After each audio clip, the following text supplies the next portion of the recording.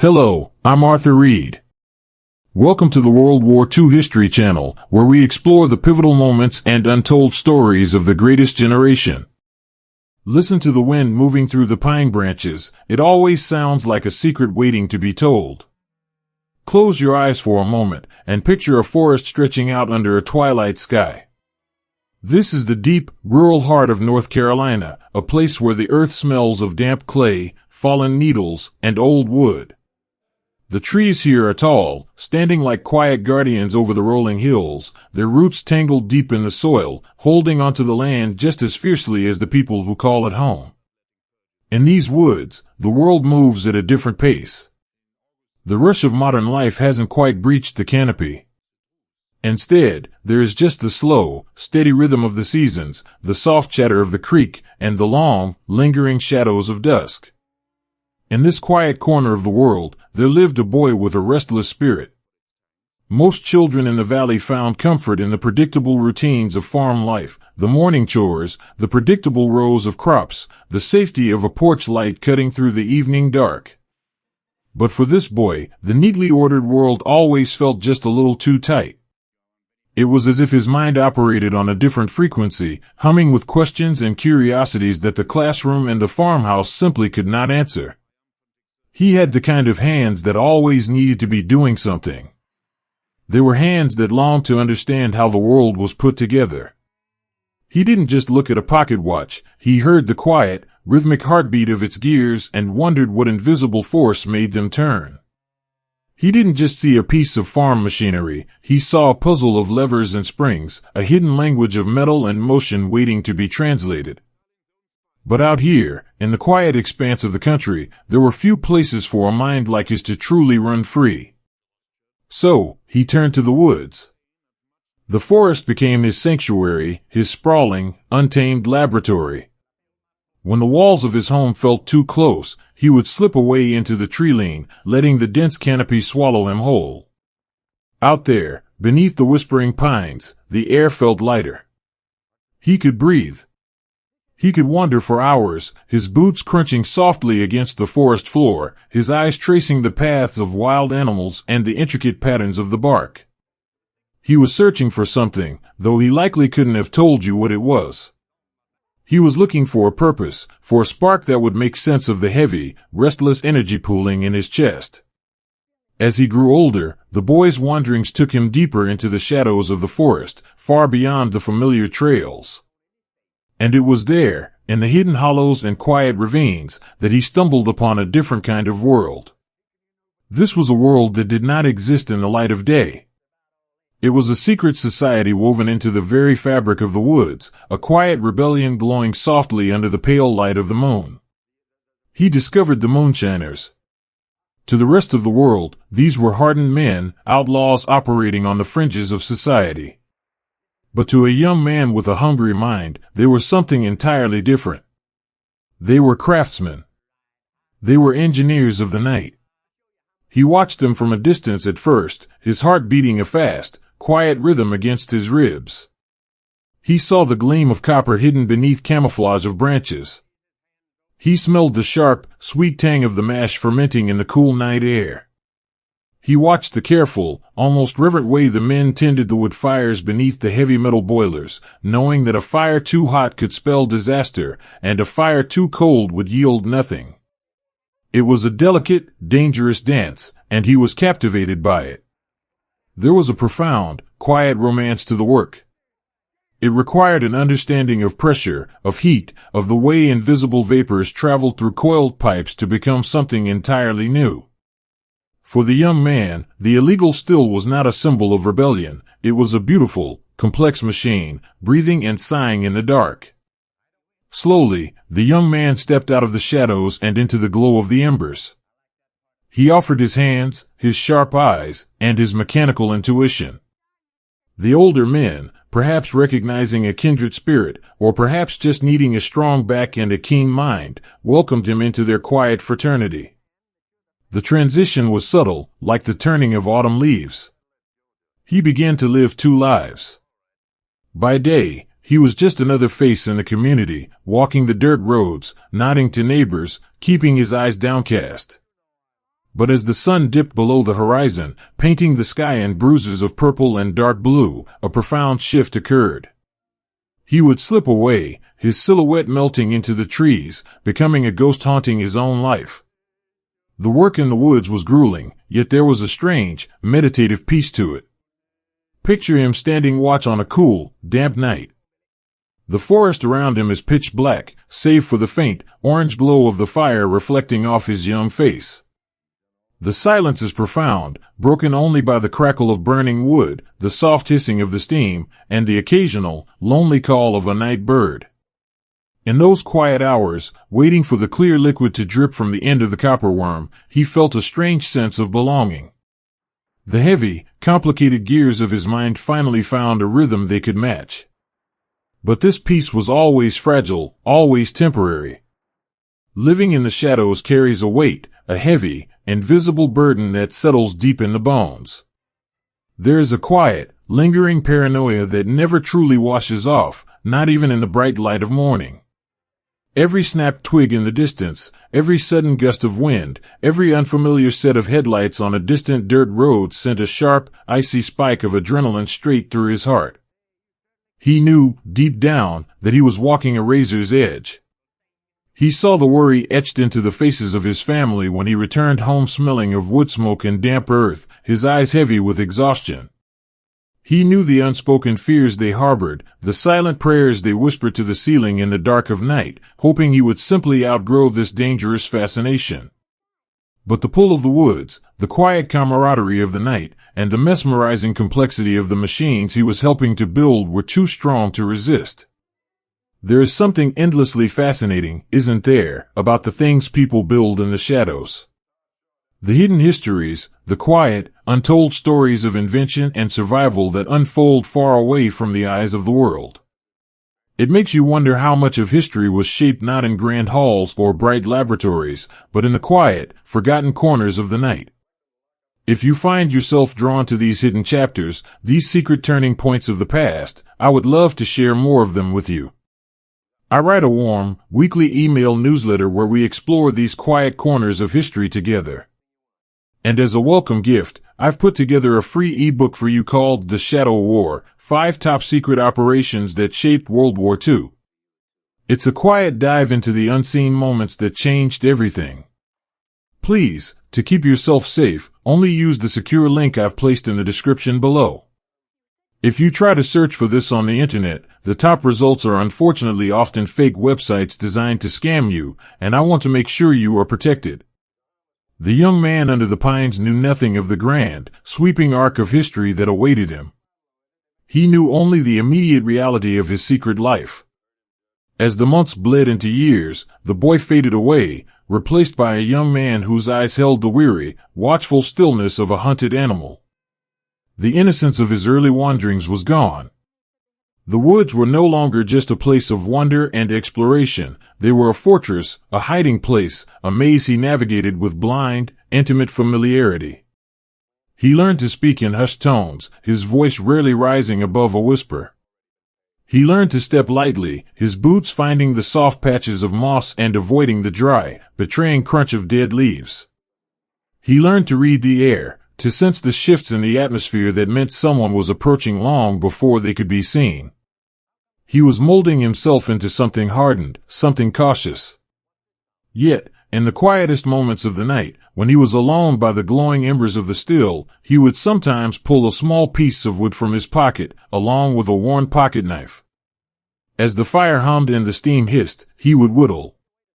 He wasn't carving anything in particular, just shaping the wood, letting his hands move on instinct, listening to the soft, rhythmic scraping of the blade against the grain. It was a physical release, a way to channel the restless, mechanical energy that still buzzed beneath his skin. He didn't realize it then, but those quiet hours spent shaping wood by the fire, learning the delicate relationship between metal, heat, and pressure, were teaching him lessons that would one day echo across the world. He was cultivating a profound, intuitive understanding of machinery, a raw, unpolished genius born not in a classroom, but in the muddy, dangerous trenches of the illegal liquor trade. But genius, especially when nurtured in the dark, is a volatile thing. The night was always vast and forgiving until it wasn't. There's an illusion of safety in the dark. It cloaks you, it hides your sins, and it makes you feel invisible. But the dark is also blind. It cannot warn you when the forces of the outside world are creeping closer, closing the net around you. The young man felt the tension rising in the air, a slow, invisible tightening in his chest. The local authorities were growing restless. The whispered warnings in town became more frequent, more urgent. The quiet life he had built in the shadows was becoming unsustainable, a fragile glass house built on the edge of a crumbling cliff. He found himself looking over his shoulder more often, a cold knot of dread settling in his stomach. The smell of the pines, once a source of deep comfort, began to smell like a trap. He loved the woods, he loved the quiet machinery, but he was beginning to realize that the path he had chosen had no easy exit. He was entirely consumed by the life he had built, tangled so deeply in the roots of the forest that he no longer knew where the trees ended and he began. As the long night stretched on, the wind blowing through the canopy seemed to change its tune. It no longer sounded like a secret waiting to be told. It sounded like a warning. A quiet, mournful whisper rustling through the leaves, carrying the chill of an approaching storm. The young man stood by the fire, his hands coated in ash and oil, staring out into the impenetrable blackness of the forest, waiting for a dawn he wasn't sure he wanted to see. He took a long, slow breath, letting the cool night air fill his lungs, bracing himself for whatever was waiting for him just beyond the tree line. The quiet peace of the pines was ending, and the true, heavy weight of his choices was just beginning to settle in the dark. There is a very specific kind of silence that falls over the world at 3 a.m, a heavy, breathless quiet where the only sound is the rhythm of your own heart. Imagine standing in the very center of that darkness. The North Carolina woods are thick here, a woven tapestry of oak, hickory, and ancient pines that reach up and swallow the stars. Down in the hollow, hidden from the dirt roads and the wandering eyes of the law, the air is thick and damp. It smells of wet earth, crushed leaves, and something else, something sharp, sweet, and metallic. It is the scent of the midnight still. In the center of this hidden world sits a fire, banked low so the flames do not leap and betray them. It is just a gentle, breathing bed of orange coals. Above it rests the heavy copper boiler, a beautiful, bruised piece of metal that hums with a quiet, terrifying energy. To the young man tending the fire, this is not just a container of illegal spirits. It is a living, breathing thing. It requires constant, undivided attention. Too much heat, and the pressure builds, threatening to tear the copper apart and bring the whole forest down upon them. Too little, and the delicate alchemy inside simply stops. He watches the embers, his face painted in soft, flickering light and deep, pooling shadows. His hands, calloused and stained with soot, move with a deliberate, practiced grace. He nudges a log just an inch deeper into the coals. He listens to the hiss of the steam traveling through the coiled copper worm, resting in its barrel of cool creek water. He listens to the steady, rhythmic dripping, drop by drop, into the waiting clay jugs. In these quiet hours, there is a strange, profound peace to be found.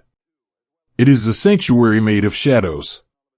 The men who work alongside him are ghosts of the forest, speaking only in soft murmurs and gestures. A nod toward the woodpile.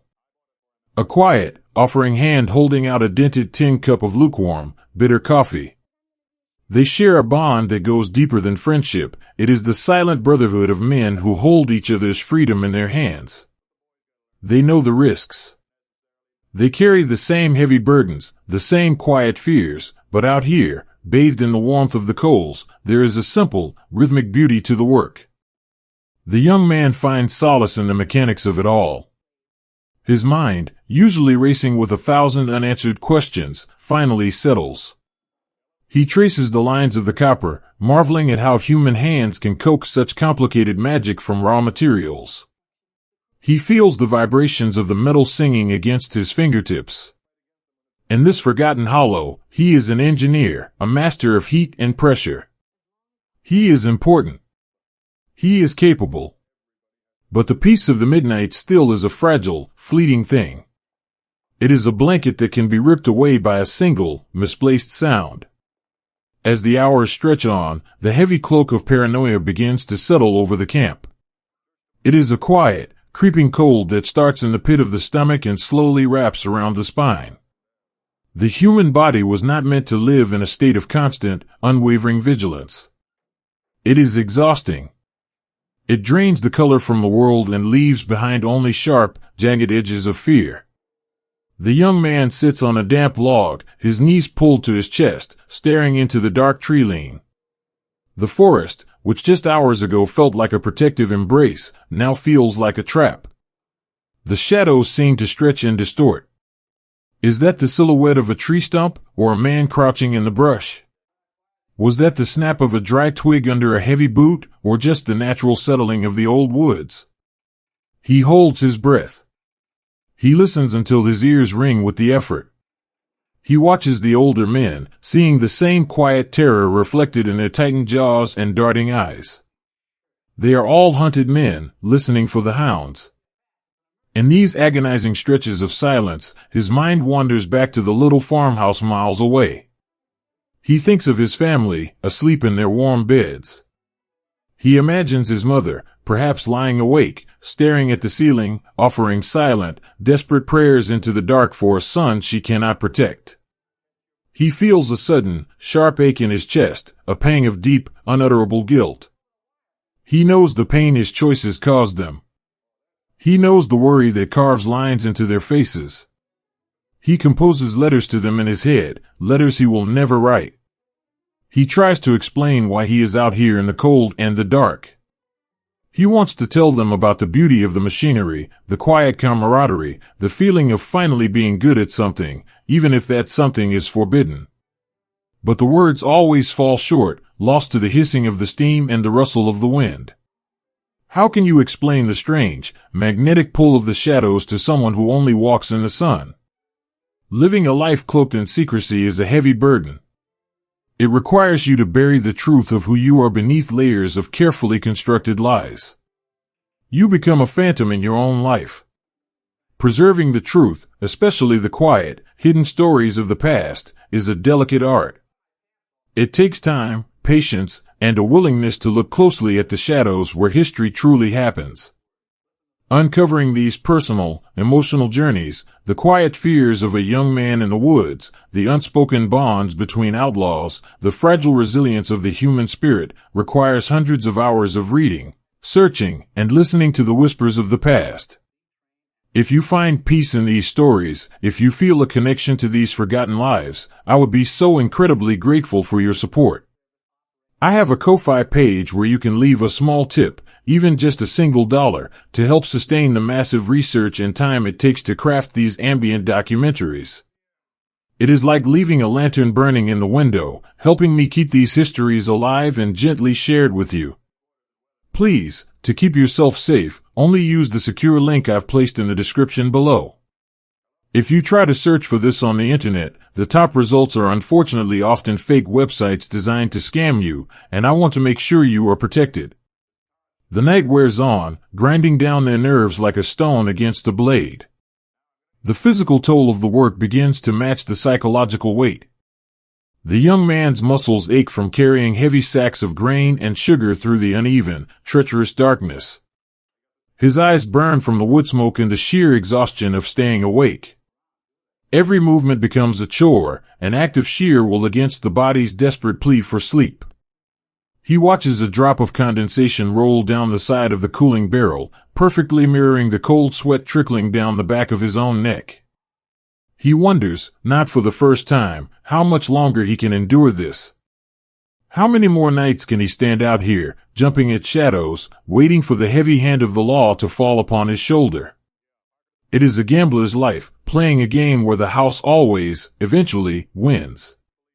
The men work in a synchronized, desperate rhythm as the sky begins to change. The impenetrable blackness of the night softens, turning the color of bruised slate. The stars fade, one by one, retreating before the coming dawn. The air grows even colder, that bitter, damp chill that always precedes the morning sun. This is the most dangerous time. The light is a betrayer. It will reveal the thin wisp of smoke curling above the canopy. It will illuminate their tired, soot-stained faces and the shining copper of the still. They must move quickly. The young man helps dismantle the operation with practiced, urgent hands. They scatter the ashes, burying the warm coals deep beneath the damp earth. They camouflage the heavy equipment with freshly cut pine branches, working in frantic silence. The smell of the sweet mash is harder to hide, lingering in the heavy morning mist like a ghost refusing to leave its haunt. They turn to leave, walking single file up the steep, wooded incline. The young man's legs feel like lead. Every step is a monumental effort. He looks back one last time at the hidden hollow. In the gray, watery light of dawn, it looks so innocent. Just another patch of undisturbed forest. But he knows the secret it holds in its roots. He knows the danger buried beneath the pine needles. As they near the edge of the woods, the first birds begin to sing. It is a beautiful, clear sound, a joyous celebration of the new day. But to the young man, the song feels harsh, almost mocking. It belongs to the world of the light, the world of the honest and the free. He steps out onto the dirt road, pulling his collar up against the morning chill, keeping his eyes downcast. He survived another night. The heavy, iron jaws of the trap had not snapped shut. But as he walks the long, lonely miles back to his farmhouse, the quiet dread in his chest does not fade. It only settles deeper, a cold stone resting at the bottom of his heart. He knows, with the quiet, terrible certainty of the doomed, that his luck is a finite resource. The shadows cannot protect him forever. Soon, the darkness will break, and the world will demand its due.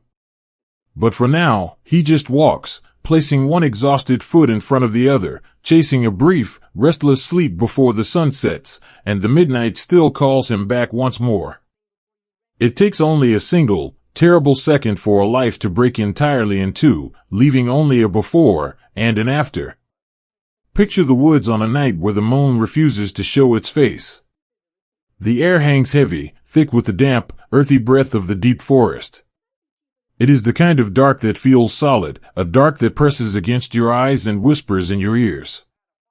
In the hidden hollow, the copper still is humming its familiar, quiet tune.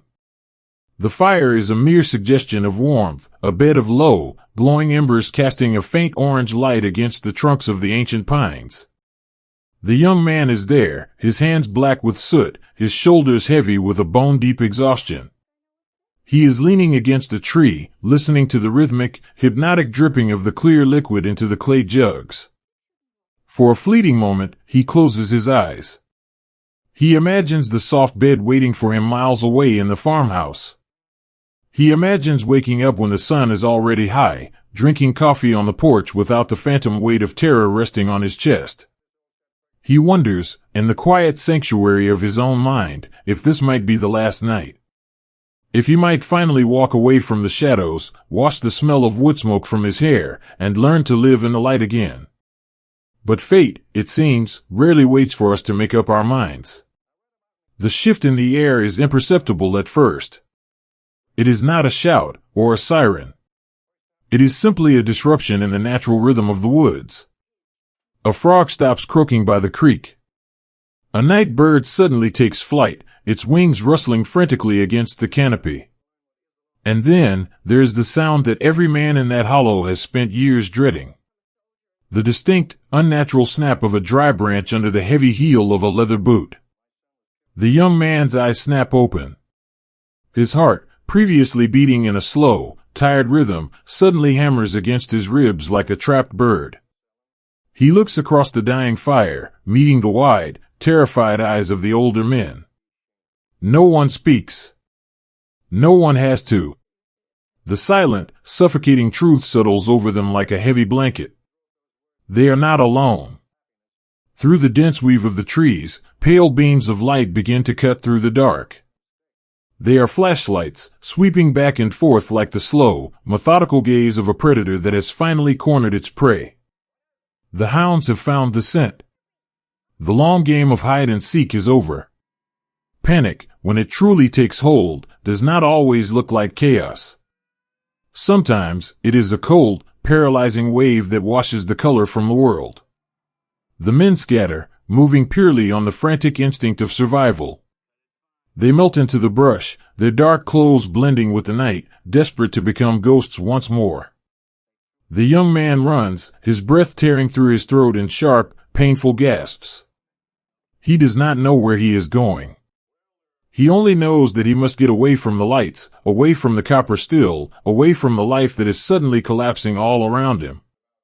He pushes through the thick undergrowth, thorns tearing at his sleeves, branches whipping against his face. The darkness, which had been his protector for so long, is now his enemy.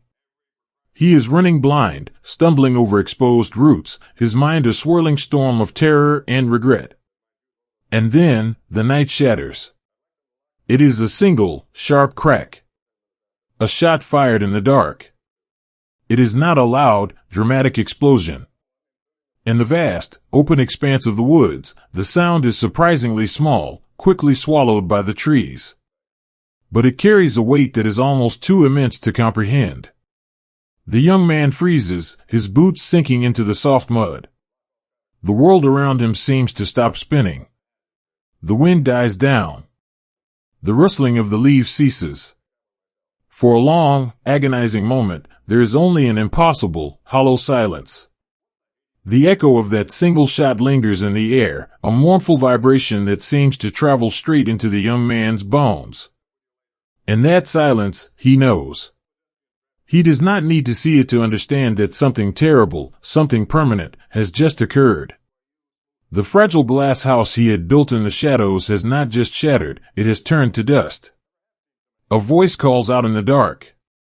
It is a raw, trembling sound, stripped of all authority and filled only with a desperate, human fear. Someone has fallen. A man of the law, a deputy who kissed his family goodbye that evening, who pinned a badge to his chest and walked into the dark woods just trying to do his job, is lying on the damp earth. The young man presses his back against the rough bark of a pine tree, sliding down until he is sitting in the wet leaves. He pulls his knees to his chest, his hands shaking uncontrollably. The paralyzing realization washes over him, cold and absolute. A life is gone. A father, a husband, a son, his future erased in a fraction of a second, lost in the chaotic, fearful blur of the midnight woods. He thinks of his own mother. He thinks of the grief that is about to tear through his family's home, the shame and the sorrow that will cling to their name. And he thinks of the deputy's family, sleeping peacefully in their beds right at this very moment, entirely unaware that the world they know has just ended. The sheer, overwhelming tragedy of it all presses down on him, stealing the breath from his lungs. It was supposed to be a game of shadows. It was supposed to be copper and steam and quiet rebellion. It was never supposed to end in blood. History is so often shaped by these sudden, irreversible tragedies. The stories we tell are usually smoothed over by time, the harsh edges sanded down into neat, readable chapters. But the reality of the past is rarely so clean. It is muddy, and it is frightening, and it is deeply, painfully human. Sometimes, truly understanding the past means looking at the raw, unfiltered truth of what people endured, whether in a quiet forest or on the beaches of a distant war. There is a weight to the actual, unseen moments of history that words alone cannot always capture. For those of you who seek to understand that deeper, unvarnished reality, I have created a space to share it with you. On my Gumroad page, I offer a digital collection containing unseen, raw images and videos of the war, media that is too restricted, too sensitive, and too harsh to show on this platform. It is a solemn look at the true face of the conflict, meant for those who want to look history directly in the eye. Please, to keep yourself safe, only use the secure link I've placed in the description below. If you try to search for this on the internet, the top results are unfortunately often fake websites designed to scam you, and I want to make sure you are protected.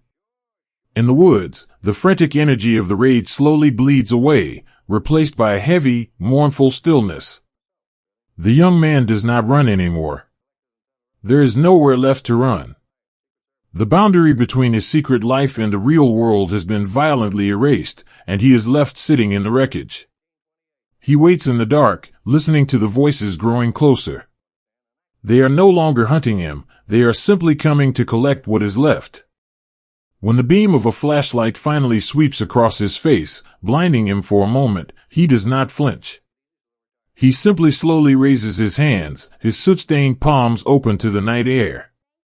The men who approach him are angry, their faces pale and drawn tight with grief.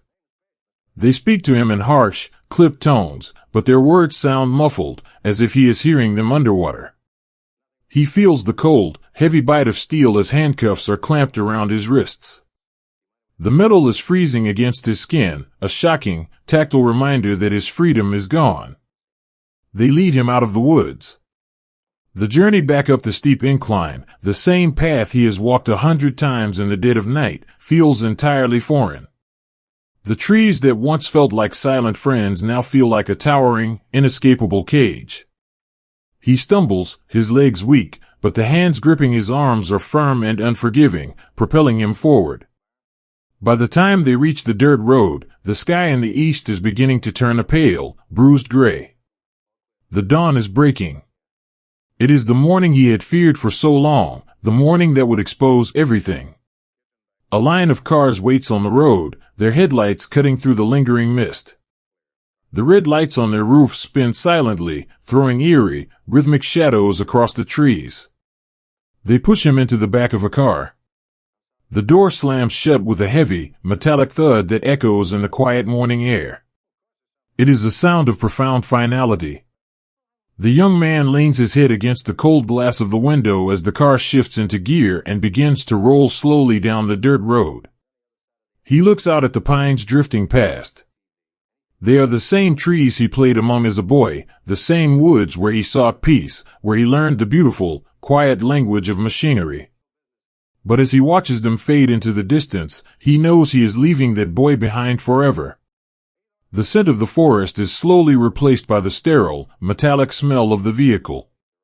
He closes his eyes, and the sound of that single shot echoes in his mind again, a terrible, lonely sound that he knows will haunt him for the rest of his days. The road ahead is long, and it is darker than any night he has ever spent in the hollow. He is no longer an engineer of the shadows. He is just a man in chains, traveling away from everything he loves, heading toward the cold, unforgiving reality of an iron door waiting to slam shut. The boy in the woods is gone. The long penance is about to begin. There is a profound, terrifying heaviness to the sound of a judge's gavel, a hollow, wooden strike that echoes long after the courtroom has emptied, cleaving a life entirely in two. Imagine the air in that room, thick and still, heavy with the weight of consequence. The pale morning light filters through tall, dusty windows, catching thousands of tiny motes dancing silently in the sunbeams. It is a quiet, solemn space, a room designed to strip away the complexities of human emotion and leave only the rigid, unbending structure of the law. The young man sits at a heavy oak table, his hands resting flat against the polished wood. He is wearing a suit that feels borrowed and entirely too tight across his shoulders. It is a costume of respectability, but it cannot hide the lingering shadows of the woods in his eyes. The voices around him, the sharp, clipped tones of the lawyers, the low murmur of the gathered crowd, the measured, authoritative drone of the judge, all of it sounds like a distant, rushing river. He cannot quite grasp the individual words. He only feels the icy current pulling him steadily under. When the sentence is finally spoken, 30 years, the words do not register in his mind as a measure of time. 30 years is an abstract concept, an impossible horizon he cannot even bring himself to look at. Instead, the sentence registers as a sudden, physical weight dropping squarely onto his chest, driving the breath from his lungs. 30 years. It means he will grow old in a cage. It means the towering pines, the moonlit hollows, the soft, red dirt roads of his youth are gone forever. He does not turn around to look at the wooden pews behind him, but he can feel his family sitting there. Their grief radiates through the courtroom, a silent, agonizing frequency that vibrates against his spine. He pictures his mother's hands, worn and calloused from years of tending a home, now trembling as they clutch a damp handkerchief. He imagines the quiet, stoic tears tracing down his father's withered face, a man who knows the land and the seasons, now forced to watch his son be swallowed by stone and iron. The young man wants to stand up. He desperately wants to turn to them, to look into their eyes and promise that he will make it right, that he will find a way to fix this shattered puzzle. But the heavy, unyielding hand of a bailiff is already resting firmly on his shoulder, a silent command to remain still. The time for apologies has passed. The slow, grueling era of penance has officially begun. The journey from the courtroom to the state penitentiary is a surreal, agonizing blur. It is a passage through a world that no longer belongs to him.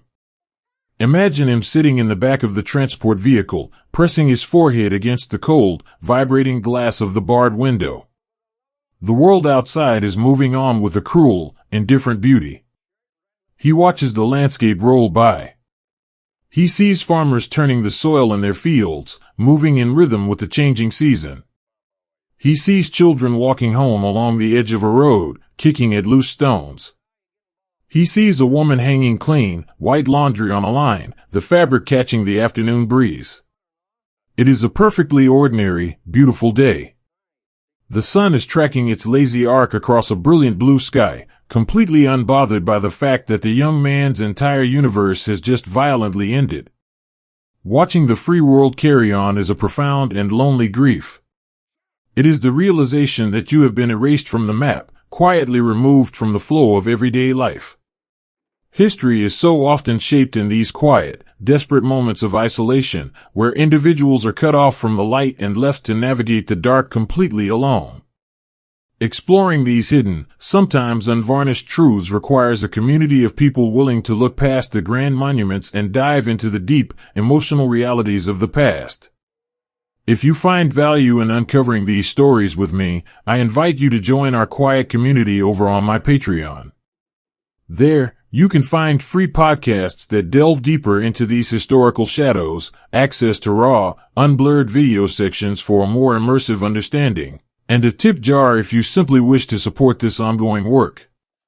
It is a place for us to gather and keep these memories alive. Please, to keep yourself safe, only use the secure link I've placed in the description below. If you try to search for this on the internet, the top results are unfortunately often fake websites designed to scam you, and I want to make sure you are protected. As the transport vehicle rolls onward, the sky begins to change. The bright, hopeful blue of the afternoon slowly bruises into a deep, fading purple. The shadows stretch long across the road, reaching out like fingers to pull the vehicle forward. And then, looming on the horizon, the penitentiary appears. It does not look like a building made by human hands. It looks like a natural, jagged formation of despair rising from the earth. High, impenetrable walls of gray stone blot out the horizon line. Coils of wire sit atop the walls, sharp and glinting in the fading light. The air here changes. It no longer smells of pine needles, damp earth, or sweet rain. As they draw closer, the air smells of lye soap, boiled cabbage, and the heavy, metallic scent of generations of fear. The heavy iron gates grind open with a mechanical shriek, a sound that sets the young man's teeth on edge. The vehicle rolls inside, and the gates shutter closed behind them. The sky above is suddenly framed by stone. Processing is a methodical, soul-crushing routine designed to strip away the very last fibers of a man's identity. The young man is led through long, harsh corridors lit by the pale, humming glow of electric bulbs. The guards do not speak to him with anger, they barely speak to him at all. To them, he is not a frightened boy from the woods. He is simply a moving part on a very slow assembly line. He trades his civilian clothes, the last physical connection he has to the outside world, for the rough, scratchy, faded uniform of the state. He sits in a hard chair as clippers buzz away his hair, the locks falling to the cold concrete floor, carrying away his reflection. He is handed a bundle of thin sheets, a tin cup, and a number. He is no longer an engineer. He is no longer a son. He is a sequence of digits stamped onto rough fabric. Then comes the walk. The guard leads him deeper into the belly of the beast. The sounds of the cell block wash over him, a chaotic, terrifying symphony. It is the clanging of metal cups against bars, the muffled, hacking coughs echoing from deep within the tiers, the low, collective hum of hundreds of caged, restless men. It is a terrible, mechanical beast of a building, completely devoid of the quiet elegance he so loved in his own machines. They stop in front of a cell. The guard points, a silent instruction. The young man steps forward. As he does, his eyes instinctively fall to the lock on the heavy iron door. Even now, even in the absolute depths of his despair, his mind cannot help but analyze the mechanics of it. He sees the heavy deadbolt, the thick, clumsy housing, the crude levers meant only for containment. For a mind that loves the delicate, beautiful dance of gears and springs, this lock is a brutal insult. It is ugly. It is unforgiving. He steps into the cell. The space is impossibly small. The walls are made of cold, painted brick that seems to lean inward, pressing against his shoulders. There is a thin, stiff mattress resting on a metal frame, a small sink, and a narrow, barred window set high into the back wall, offering only a fragmented slice of the darkening sky. He turns around just as the guard grasps the handle of the door. The sound of an iron prison door slamming shut is unlike any other sound in the world. It is not just a noise, it is a physical impact. It is a heavy, deafening crash of metal meeting metal that reverberates through the concrete floorboards and settles deep in your bones. It is the sound of sunlight being severed. It is the sound of a promise that you have been forgotten by the world. The lock engages with a thick, heavy clack. Footsteps echo down the corridor, growing fainter and fainter until there is nothing left but the oppressive, ringing silence of the cell block. The young man stands perfectly still in the center of the tiny room. The pale light from the single bulb overhead casts long, distorted shadows across the floor. He slowly reaches out, his fingertips tracing the cold, damp surface of the stone wall. In the woods, under the vast canopy of stars, he had been an architect of the night. He had coaxed magic out of copper and steam. Here, surrounded by thousands of tons of concrete and steel, he is entirely powerless. He sits on the edge of the thin mattress, the springs groaning softly beneath his weight. He pulls his knees toward his chest and buries his face in his hands. The sheer, impossible mountain of 30 years stretches out before him in the dark, a sheer cliff face with no footholds. He closes his eyes. He tries desperately to push away the smell of the lie and the damp concrete. He searches his memory, reaching back to just a few nights ago. He tries to remember the smell of the damp earth, the gentle rustle of the wind through the hickory branches, the soft, warm glow of the banked coals under the midnight still. He holds onto those memories like a fragile, glowing ember, a tiny spark of his former self cupped in his hands, praying the cold, heavy dark of the prison will not extinguish it before the morning comes. There is a rhythm to sorrow, a slow, heavy beat that sounds just like iron striking the hard, unyielding earth. Listen closely, and you can hear it echoing through the mist. It is the hour just before dawn, that quiet, fragile space where the night has not quite surrendered, and the day is still too tired to begin. The air is damp and biting, clinging to the skin like a cold, wet sheet. In the distance, the fog rolls over the low hills, swallowing the trees and blanketing the dirt roads in a thick, gray silence. But the silence is soon broken. It begins with a single, sharp clink of metal. Then another. And another. Soon, it swells into a mournful, metallic chorus, a jarring symphony of heavy iron chains dragging across the cold floorboards. This is the sound of the morning waking the ghosts of the chain gang.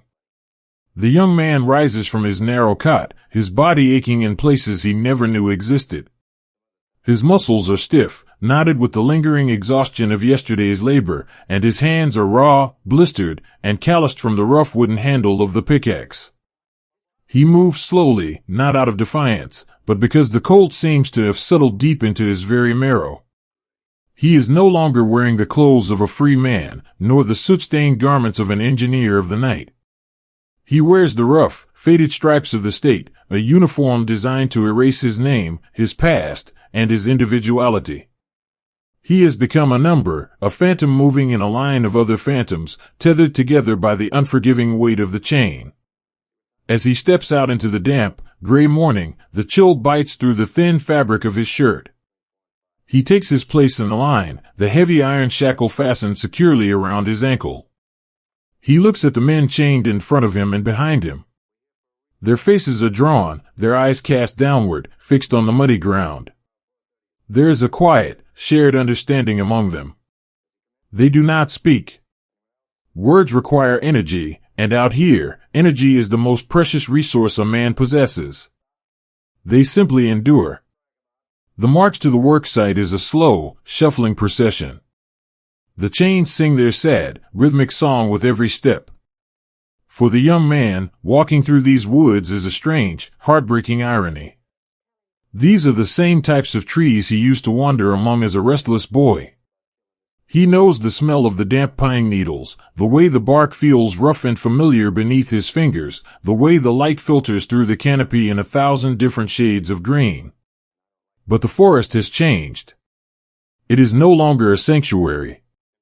It is no longer a hidden laboratory where he can shape wood and copper into beautiful, breathing machines. The woods are now just another wall of his prison, a mocking reminder of the vast, open world he has been exiled from. When they reach the site, the real torment begins. The work is brutal, mindless, and endless. They are tasked with breaking rocks, carving a road out of the stubborn, rocky earth. He raises the heavy iron pickaxe high above his head, feeling the strain in his shoulders, and brings it down with a resounding crack against the stone. The vibration travels up the wooden handle, jarring his bones, rattling his teeth. It is a crude, violent collision of force and resistance. To a mind that loves the delicate, precise interplay of gears, springs, and smooth, sliding mechanisms, this brute labor is a physical and mental insult. There is no elegance here. There is no clever design. There is only the sheer, breaking force of human muscle against unyielding stone. Hour after hour, the rhythm continues. Swing, strike, pull. Swing, strike, pull. The sun climbs higher into the sky, burning away the morning fog and beating down upon their backs without mercy. The air grows thick and humid, heavy with the smell of sweat, turned earth, and dust. The young man's throat burns with a desperate thirst, his vision blurring slightly at the edges as the heat radiates up from the broken rocks. Yet, even in this crushing, mud-stained reality, the human spirit finds quiet, secret ways to survive. The young man learns to detach his mind from his body. While his arms swing the heavy axe, while his back bows and aches under the sun, his mind retreats to a safe, quiet room deep inside his memory. He cannot build machines with his hands anymore, so he builds them in his thoughts. He visualizes the intricate inner workings of a clock, watching the tiny, invisible teeth of the gears catch and turn in perfect harmony. He thinks about pressure, about leverage, about how a small, well-placed mechanism can redirect a massive amount of energy. He takes the brutal, jarring force of the pickaxe striking the rock and tries to imagine how that same sudden burst of energy could be harnessed, captured, and transformed into something useful. He is keeping the engine of his mind running, feeding it with imaginary blueprints and invisible springs, terrified that if he stops thinking, if he simply gives in to the mindless rhythm of the chain gang, the brilliant spark inside him will finally go out. And there are other lifelines, too. Tiny, fragile threads of humanity that keep the ghosts tethered to the world of the living. When the midday sun is at its most punishing, the guards allow a brief pause. A battered tin bucket of water is passed down the line, a communal offering of relief. The young man takes the dented metal dipper. He takes a slow, careful swallow, letting the lukewarm water soothe his parched throat. Before he passes it to the man beside him, he meets his eyes. It is just a fleeting glance, a fraction of a second, but it speaks volumes. It is an acknowledgement of their shared suffering. It is a quiet promise that they are still men, not animals, not machines. In a place designed to strip away all dignity, offering the remainder of a cup of water to the man standing next to you is a profound act of everyday heroism. Then, there is the letter. Tucked deep inside the scratchy pocket of his shirt, resting right against his heart, is a single piece of paper. It is worn soft as cloth, the edges frayed and the creases threatening to tear from being folded and unfolded 100 times in the dark of his cell. It is a letter from his mother. He does not need to look at it to know the words. He has memorized every curve of her looping, familiar handwriting.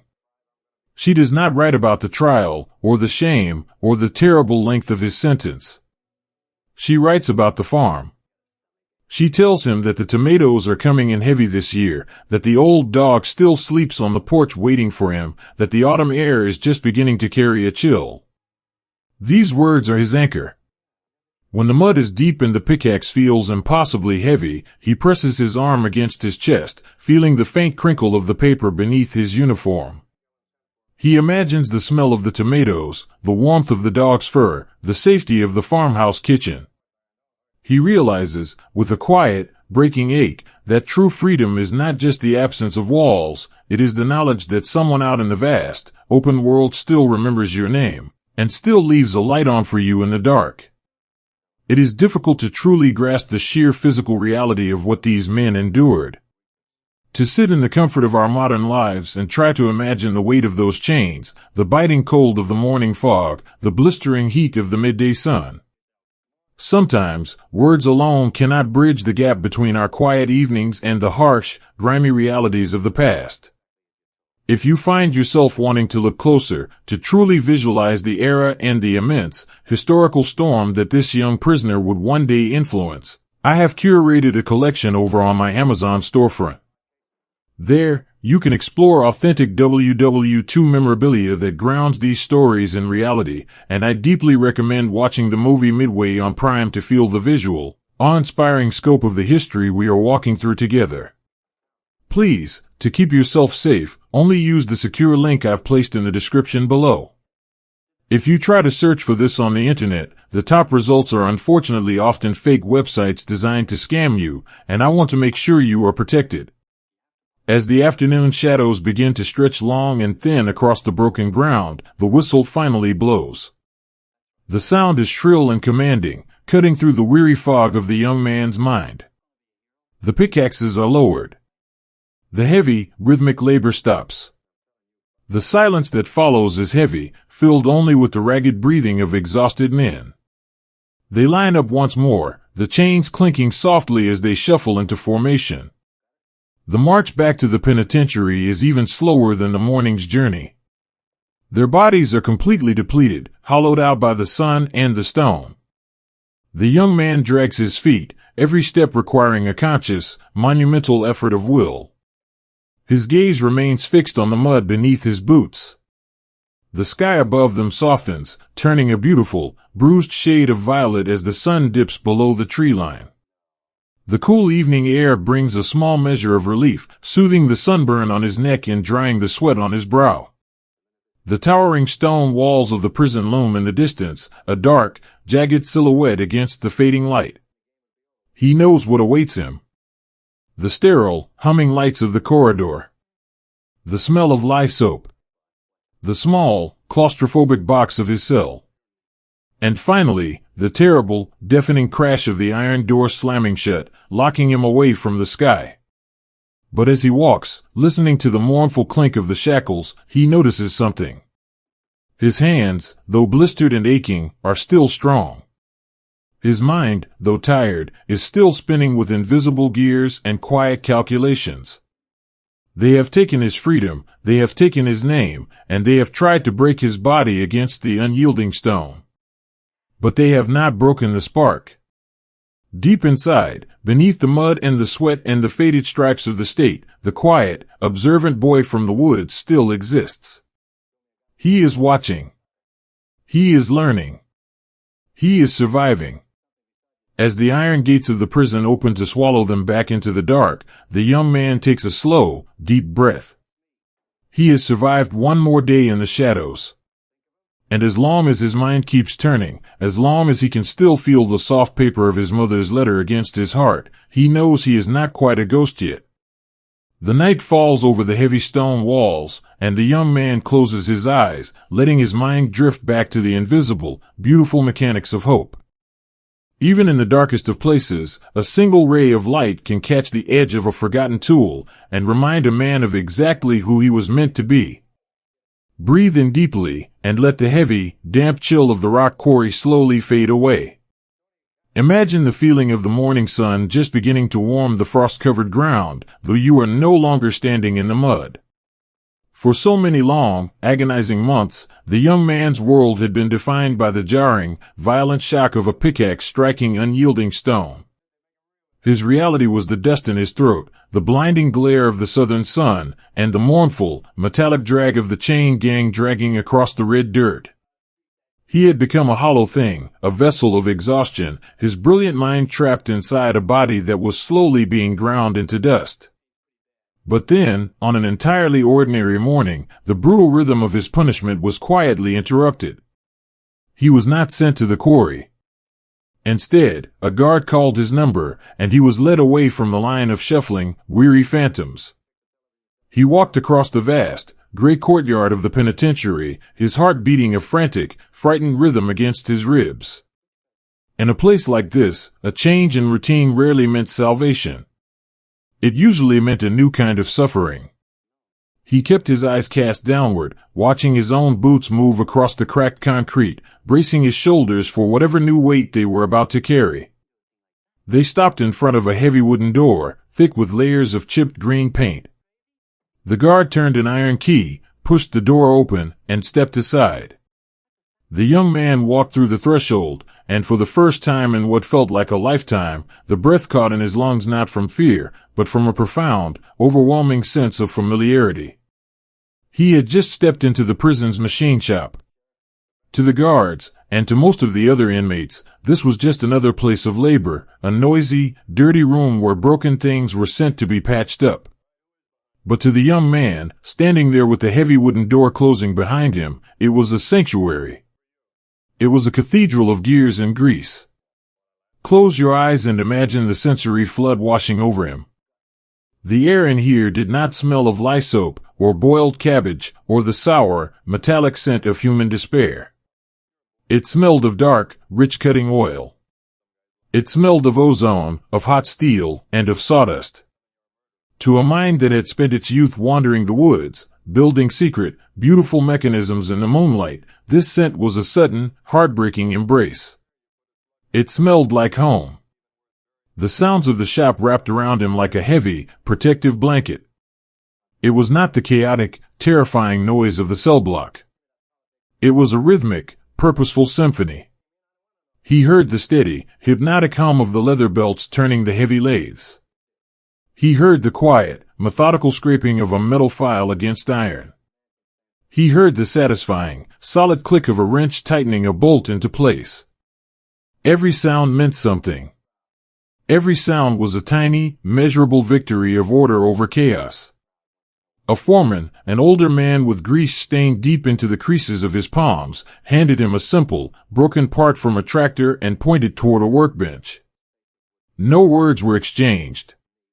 The young man walked over to the heavy wooden table, his boots stepping softly on a floor dusted with metal shavings that curled like beautiful, tiny ribbons. He reached out and picked up a heavy, steel file. The moment his fingers curled around the wooden handle, a profound, physical change swept through his body. His hands, rough and torn from breaking rocks, recognized the tool instantly. It was as if a dormant, starved part of his soul had suddenly been offered a feast. He placed the broken metal part into a heavy iron vise, tightening it until it held fast. He rested the edge of the file against the steel, took a slow, steadying breath, and pushed forward. The sound was beautiful. A crisp, clean bite of hardened steel shaping softer iron. In that single, simple motion, a heavy fraction of the prison walls seemed to dissolve. The penitentiary was a place designed to remind a man of his sins, a place that constantly whispered that he was broken, dangerous, and unworthy of the outside world.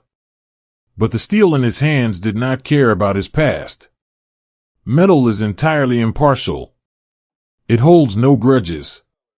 It does not look at the faded stripes on a uniform. It only responds to the honest, physical laws of pressure, friction, and heat. If you understand it, if you treat it with respect and precision, it will yield to you. For the first time since the heavy iron doors had slammed shut, the young man felt a tiny spark of dignity return to his spirit. He was no longer just a number swinging a hammer in the mud. He was a healer of broken things. He was an engineer once more. It is a beautiful, fragile thing, isn't it? The way a hidden passion, a quiet talent, can survive even in the most oppressive shadows.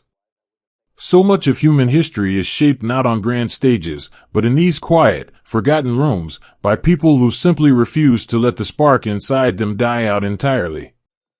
I find myself constantly drawn to these untold stories, the secret moments that quietly turned the tide of the world. If you find peace and wonder in these hidden chapters, I would be so honored to share more of them with you. I write a warm, weekly email newsletter where we explore the quiet corners of history together, discovering the unseen heroes and forgotten moments. And to welcome you, I'd love to give you a free ebook called The Shadow War, 5 Top Secret Operations That Shaped World War II. It is a journey into the remarkable, hidden events that changed everything. Please, to keep yourself safe, only use the secure link I've placed in the description below. If you try to search for this on the internet, the top results are unfortunately often fake websites designed to scam you, and I want to make sure you are protected. As the days turned into weeks, the machine shop became the young man's entire universe. He learned to disappear into the work. He found a deep, meditative calm in the repetitive motion of the machines. He would stand before a turning lathe, watching the dark, oily metal spin until it became a blur, his mind calculating measurements so tiny they could scarcely be seen by the naked eye. The constant, agonizing knot of anxiety in his chest began to slowly loosen. In the shop, he was safe. His hands, which had been blistered and bleeding from the chain gang, began to heal. The deep, painful cuts were slowly replaced by the permanent, dark stains of machine oil and grease, the proud, quiet marks of a craftsman. There was a quiet camaraderie in the shop, a fragile trust built entirely without words. The men here did not ask about the past. They spoke the language of calipers, micrometers, and blueprints. When a piece of machinery was stubbornly refusing to work, the older inmates began to step aside, making room for the quiet young man from the woods. They noticed the way he looked at a broken engine. He did not just see a collection of parts, he seemed to see the invisible flow of energy, the hidden pathways of pressure and exhaust. He had an intuitive, almost magical understanding of how things were supposed to move.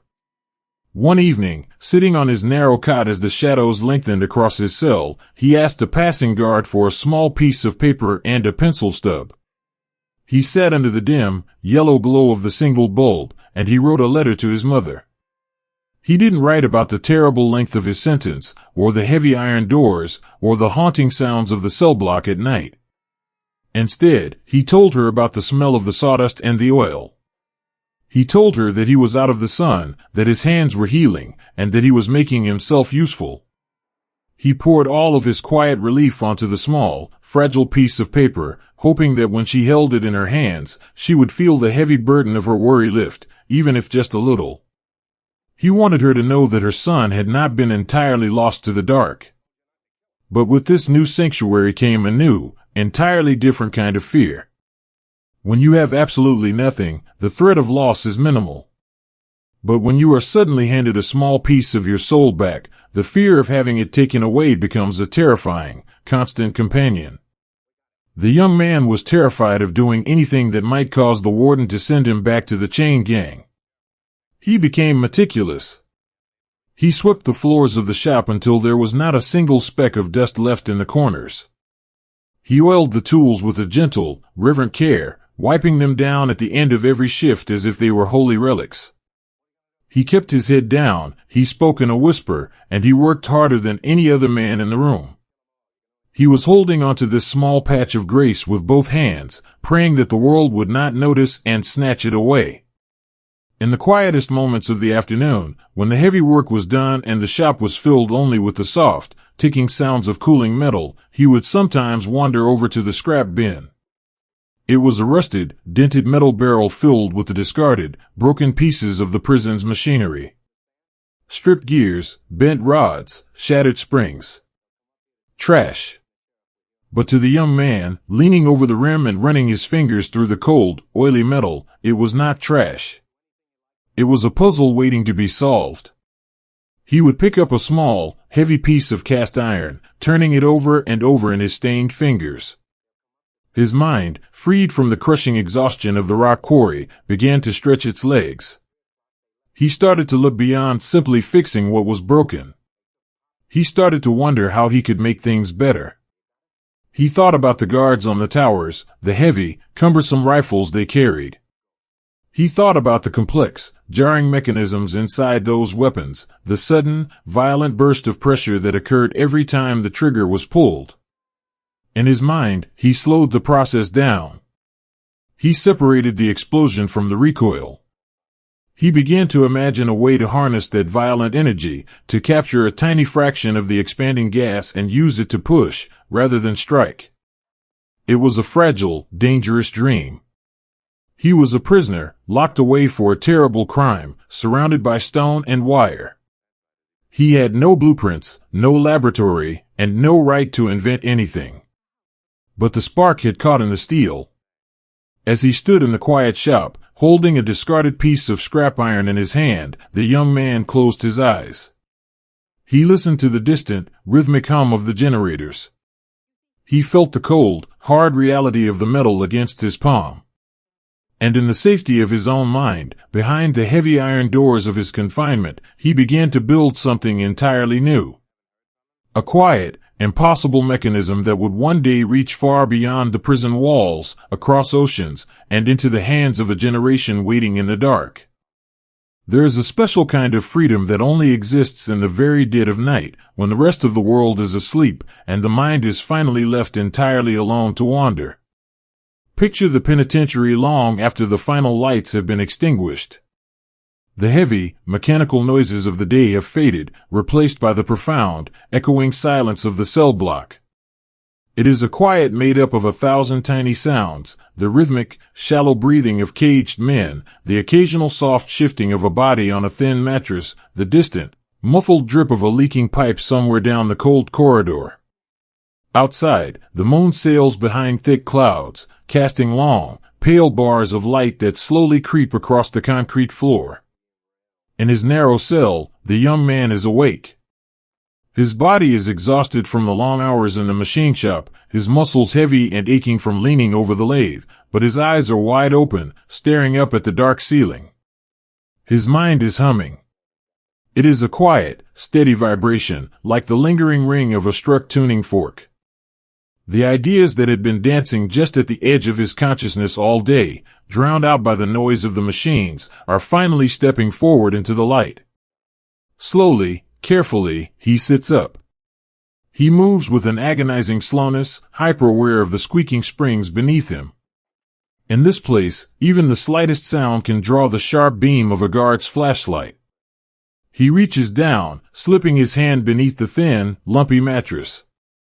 His fingertips brush against the cold iron of the bed frame, searching for a small, hidden crevice. He finds what he is looking for. A tiny, folded square of paper, no larger than the palm of his hand, and a small, dull nub of a graphite pencil he had found swept into a corner of the shop floor. These are his most precious possessions. They are not much, just discarded scraps, the forgotten debris of the waking world, but to him, in the quiet of the night, they are a doorway. They are a map leading out of the darkness. He carefully unfolds the paper, pressing the deep creases flat against his thigh. He scoots toward the front of the cell, chasing the faint, milky glow of the moonlight bleeding in from the corridor. The light is terrible. It is just a whisper of illumination, barely enough to read by, but he does not need much. He already sees the shapes perfectly in his mind. He begins to draw. He does not draw landscapes, or memories of the farmhouse, or the faces of the people he left behind. Those thoughts are too heavy, too laden with a grief that could easily pull him under. Instead, he draws lines, circles, and angles. He sketches the intricate, beautiful anatomy of a machine that does not yet exist. He is thinking about energy. He remembers the violent, jarring kick of a heavy rifle, the way the explosion inside the chamber rattles a man's bones. It is a brutal, unrefined use of power. As the graphite scratches softly against the rough paper, he imagines a different way. What if you didn't fight the explosion? What if, instead of absorbing all that violent force into the shoulder, you captured just a tiny whisper of that expanding gas? What if you funneled that breath of pressure into a small, hidden cylinder and used it to gently, swiftly push the mechanism backward? It is a beautiful, elegant thought. A short, floating stroke. A mechanical heartbeat. He draws a tiny piston. He shades the edges, imagining how it would fit perfectly into its housing, a marriage of metals so precise that not a single breath of air could escape. In his mind, he can feel the smooth, oiled slide of the steel. He can hear the satisfying, quiet click of the parts moving in perfect harmony. As he draws, the cold walls of the cell seem to recede. The oppressive smell of the lye soap and damp concrete fades away. He is no longer a prisoner serving a 30-year sentence. He is an inventor. He is a creator standing at the edge of a vast, undiscovered country, holding a lantern in the dark. But this creative sanctuary is incredibly fragile. It is built on stolen moments and hidden scraps, and the danger of discovery is a constant, icy breath on the back of his neck. If the guards were to find his drawings, they would not see the beautiful, floating mechanics of a gas piston. They would see a weapon. They would see a convicted man, a man who had already taken a life in the dark woods, secretly plotting violence. The punishment would be swift and absolute. He would lose the machine shop. He would lose the smell of the oil and the sawdust. He would be cast down into the solitary hole, a place of total, sensory deprivation where the mind turns in on itself and slowly starves. Suddenly, a sound echoes from the far end of the tier. The slow, heavy scuff of a leather boot against concrete. The young man freezes. His heart leaps into his throat, beating with a frantic, terrifying rhythm. The pencil stops mid-stroke. He holds his breath, listening as the footsteps grow slightly louder, a slow, methodical patrol making its way down the long row of cages. Panic threatens to rise, a cold flood in his veins, but he forces his hands to remain steady. Moving too quickly would rustle the paper. With agonizing care, he folds the tiny sheet once, twice, 3 times, reducing his grand, mechanical dream back down to a small, insignificant square. He slips it back under the mattress, pushing it deep into its hidden crevice, and drops the nub of graphite into the dark corner of his pocket. He lies back down, pulling the thin, scratchy blanket up to his chin, and closes his eyes. He forces his breathing to slow, mimicking the deep, rhythmic rise and fall of a sleeping man. The footsteps draw closer. He can see the faint, yellow beam of the guard's flashlight sweeping across the bars, slicing through the shadows of the cell. The beam washes over his face for a fleeting second, a warm, intrusive glow against his closed eyelids. The light lingers, just for a moment, testing, watching. The young man lies perfectly still, his hands resting on his chest, feeling the frantic thumping of his own heart beneath his ribs. He prays the guard does not hear it. He prays the darkness hides the sweat forming on his brow. Slowly, mercifully, the light sweeps away. The heavy boots continue down the tier, the sound growing fainter and fainter until it is swallowed entirely by the resting breath of the cell block. The young man lets out a long, trembling sigh. The danger has passed, but the adrenaline leaves him feeling hollow and exhausted. He knows he is walking on the edge of a very sharp knife. But he also knows, with a quiet, undeniable certainty, that he cannot stop. The ideas are too loud, too beautiful to be ignored. They are keeping him alive. During the days in the machine shop, his obsession takes on a new, tactile form. When the foreman is looking the other way, the young man quietly sifts through the bins of discarded material. He is no longer just looking at metal. He is looking for the body of his creation. One afternoon, buried beneath a pile of rusted hinges and bent brackets, he finds a broken, discarded piece of walnut. It is just a scrap, likely swept off the floor of the carpentry shop, but to him, it is a treasure. He slips it into his deep pocket, feeling the weight of it against his leg. When he returns to his cell, he pulls it out and simply holds it. Unlike the cold, unforgiving iron that surrounds him, the wood feels warm. It has a memory. He runs his rough, calloused thumb over the tight, sweeping lines of the grain, imagining the tall tree it once belonged to, standing somewhere under a wide, open sky. He finds a small piece of broken glass, a sharp little shard scavenged from the yard, and in the deep hours of the night, when the sketching is done, he begins to scrape. He is not just whittling, he is shaping. He is carving the gentle, sloping curve of a wooden stock, designed to press perfectly against the curve of a man's shoulder. He works entirely by feel, trusting his hands to find the balance and the grace hidden inside the rough scrap.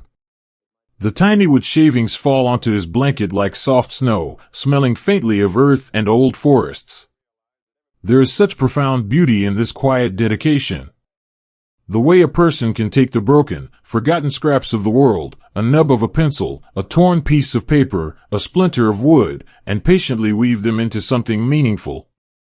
It requires a stubborn, quiet kind of hope to build something in the dark. Uncovering these forgotten stories, piecing together the quiet, emotional truths of the past from old letters, faded archives, and the margins of history books, requires its own kind of quiet dedication. It takes hundreds of hours of gentle searching to bring these moments back into the light. If you find comfort in these stories, and if you wish to help keep this quiet lantern burning, I have a warm, welcoming space over on my Ko-Fi page. There, you can leave a small tip, even just $1, to support the massive research and time it takes to craft these soothing journeys into the past. It is a wonderful way to hold a hand out and support this work. Please, to keep yourself safe, only use the secure link I've placed in the description below. If you try to search for this on the internet, the top results are unfortunately often fake websites designed to scam you, and I want to make sure you are protected. As the weeks bleed into months, the hidden collection in his cell slowly grows. A stack of tiny, intricately drawn squares of paper. A beautifully smoothed, miniature wooden shape. A small, carefully filed piece of scrap iron that he envisions as a trigger. They are the puzzle pieces of a miracle, hidden right beneath the noses of the guards who believe they have entirely broken his spirit. One night, as the first faint, gray light of dawn begins to touch the edges of the barred window, the young man holds the small wooden carving in one hand, and the tiny scrap of drawn paper in the other. He looks at the beautiful, impossible short-stroke piston he has trapped in graphite. He feels a strange, profound sense of peace settle over his tired shoulders. He realizes that while the state has chained his body, while they dictate when he sleeps, when he wakes, and what he wears, they have not captured his mind. His mind is out there, beyond the walls, running free. It is engineering a marvel. It is solving puzzles that the greatest, most educated engineers in the free world have not yet cracked. He carefully tucks the wood and the paper back into their hidden resting places, sweeping the invisible sawdust from his blanket. He lies back and watches the morning light slowly brighten the cold gray stone of his ceiling. He is still a prisoner. He still has decades stretching out before him, a vast, terrifying ocean of time. But the heavy, suffocating despair that had defined his first months here has lifted, replaced by a quiet, burning purpose. He is a man with a secret. He is a man nursing a spark in the dark. And as he listens to the morning bell echo through the cell block, calling the ghosts to wake, he smiles a small, private smile. They can lock the doors, he thinks to himself, but they cannot lock away the whispers of the scrap metal, waiting patiently to change the world. Trust is a very quiet, very fragile thing, especially in a world built entirely of iron and suspicion. Take a deep breath, and let the heavy, echoing sounds of the cell block fade away. The clanging of metal cups, the sliding of heavy deadbolts, the restless murmurs of 1,000 forgotten men, let it all drift into the background. Here, in the quiet corners of the young man's mind, there is only the beautiful, intricate dance of his invention. For months, he has lived a double life. By day, he is a quiet, obedient shadow in the machine shop, sweeping the floors and repairing broken tractor parts with a slow, methodical grace. By night, under the pale, watery glow of the moon, he is a master architect. His hidden collection of paper scraps has grown. The tiny, meticulously drawn squares now show every angle, every spring, every perfectly measured millimeter of his revolutionary design. His small piece of scrap wood has been slowly, lovingly shaped into a smooth, elegant receiver. But there is a heartbreaking limit to what a man can build in the dark. A paper piston cannot harness the violent pressure of expanding gas. A wooden hammer, no matter how beautifully carved, cannot strike a firing pin. The young man has reached the very edge of his invisible sanctuary. The dream he has nurtured in the silence of his cell is demanding to be made real. It is crying out for actual steel, for the intense heat of the forge, and for the heavy, precise bite of the lathe. He knows what he has to do, and the very thought of it turns his blood to ice. He has to step out of the shadows. He has to reveal his secret. In a penitentiary, secrets are dangerous currency. Contraband is not met with understanding, it is met with the swift, crushing weight of solitary confinement. To possess drawings of a weapon, to hold hidden pieces of shaped wood, this is enough to have him dragged down into the darkest, coldest hole in the prison, a place where men are left alone with nothing but the dripping walls and their own unraveling minds. To bring his invention into the light means he must place his life, his sanity, and his delicate, beautiful dream into the hands of another human being. He must confess. And he must do it to the one man who holds absolute, unquestioned power over his existence. He must tell the warden. Imagine the terrifying weight of that walk. It is a slow, agonizing journey from the loud, smelling chaos of the cell block toward the administrative wing. The air changes as he moves down the long, brightly lit corridors. The smell of lye soap and damp concrete slowly gives way to the scent of floor wax, polished wood, and pipe tobacco. The floors here are smooth linoleum, entirely free of the dust and metal shavings of the machine shop. It feels like stepping onto another planet. He waits outside a heavy oak door. His hands, usually so steady when holding a file or a piece of chalk, are trembling slightly. He feels the small, folded squares of paper burning like hot coals deep inside his pocket. He is about to gamble everything he has left in this world on the slim, almost impossible hope that the warden might look past the stripes on his uniform and see the engineer underneath. The door opens. A guard nods, and the young man steps inside. The warden's office is bathed in soft, golden morning light. The sun filters through tall windows, catching the dust motes that dance lazily over a large, incredibly neat mahogany desk. The warden is sitting there, a man with graying hair and deep, tired lines etched around his eyes. He is a man who has spent his entire career looking at the absolute worst of humanity. He has heard every lie, every excuse, every desperate plea for mercy. His heart has been hardened by years of watching men break against the stone walls of his prison. He looks up, his expression unreadable, waiting in silence. The young man does not speak at first.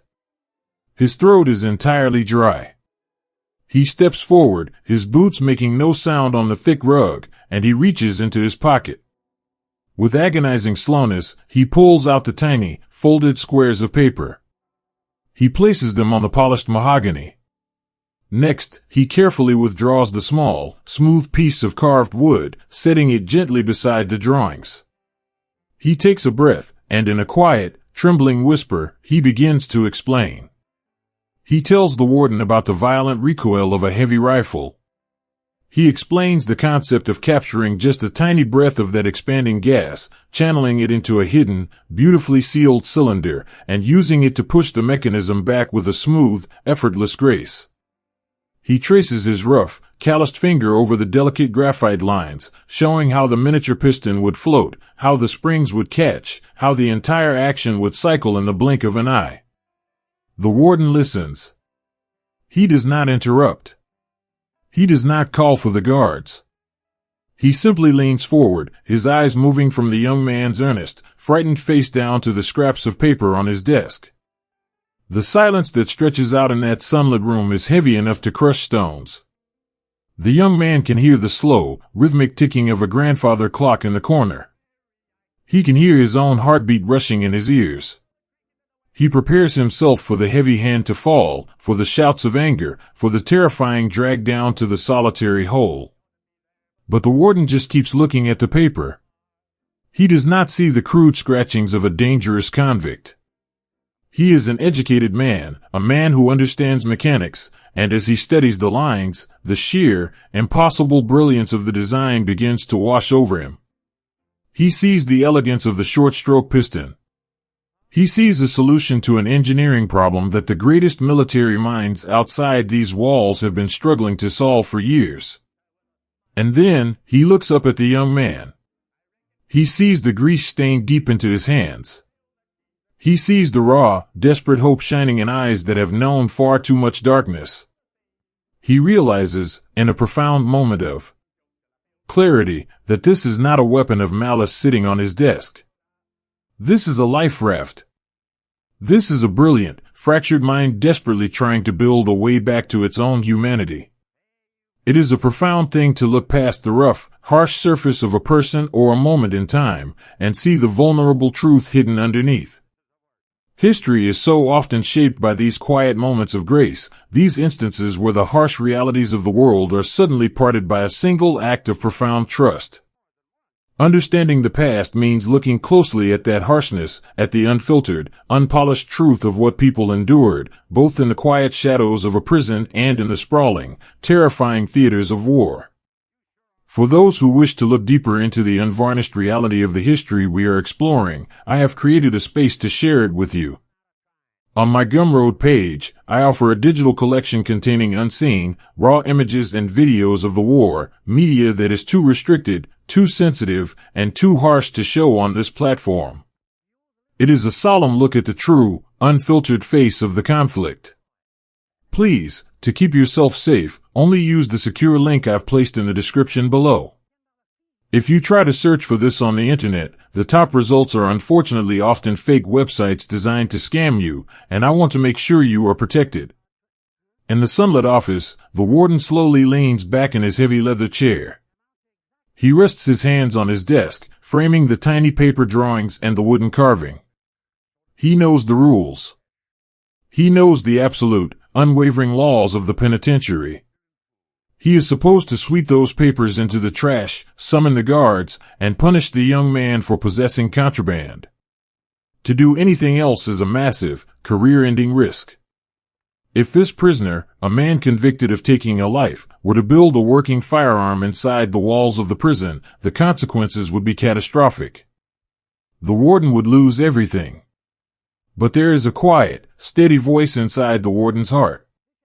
A voice that tells him that sometimes, the rules must bend to make room for a miracle. He looks at the young man, his voice low and steady. He does not yell. He simply asks, "Can you really build this?" The young man nods, his eyes shining with unshed tears. "Yes, sir. If I have the tools. If I have the steel. I know exactly how it has to breathe." The warden looks back out the tall window, watching a pair of birds circle the high, gray walls of the courtyard.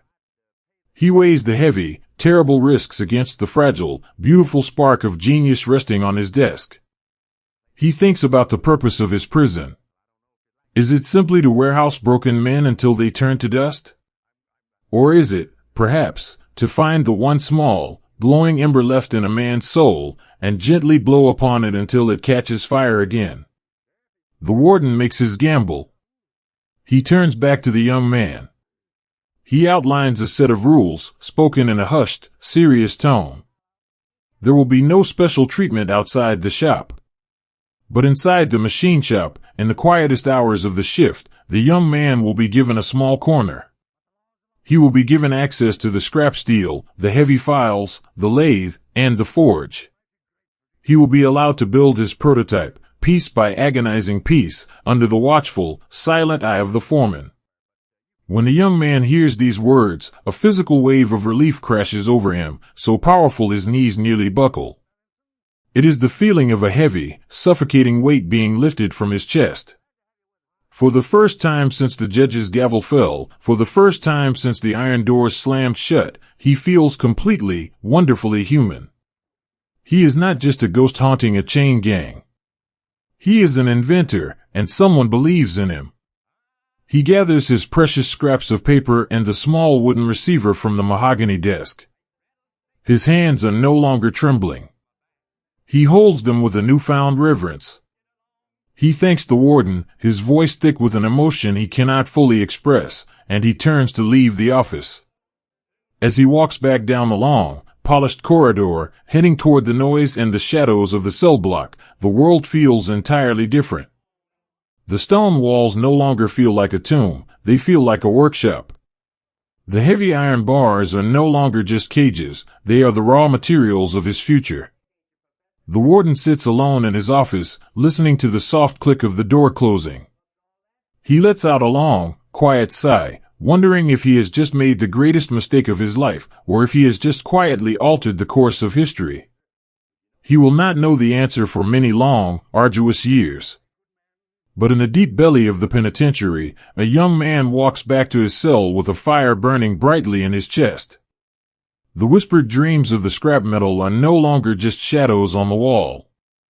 They have been given permission to sing in the light. The long, grueling marathon of creation is about to begin, forged by the unlikely, beautiful grace of a warden who simply chose to gamble on a broken man's soul. Sleep now, and let the quiet humming of the machine shop carry you away into the dark. There is a kind of quiet magic that only happens when a dream finally touches the physical world, a breathless, suspended moment when an invisible idea takes its very first breath of air.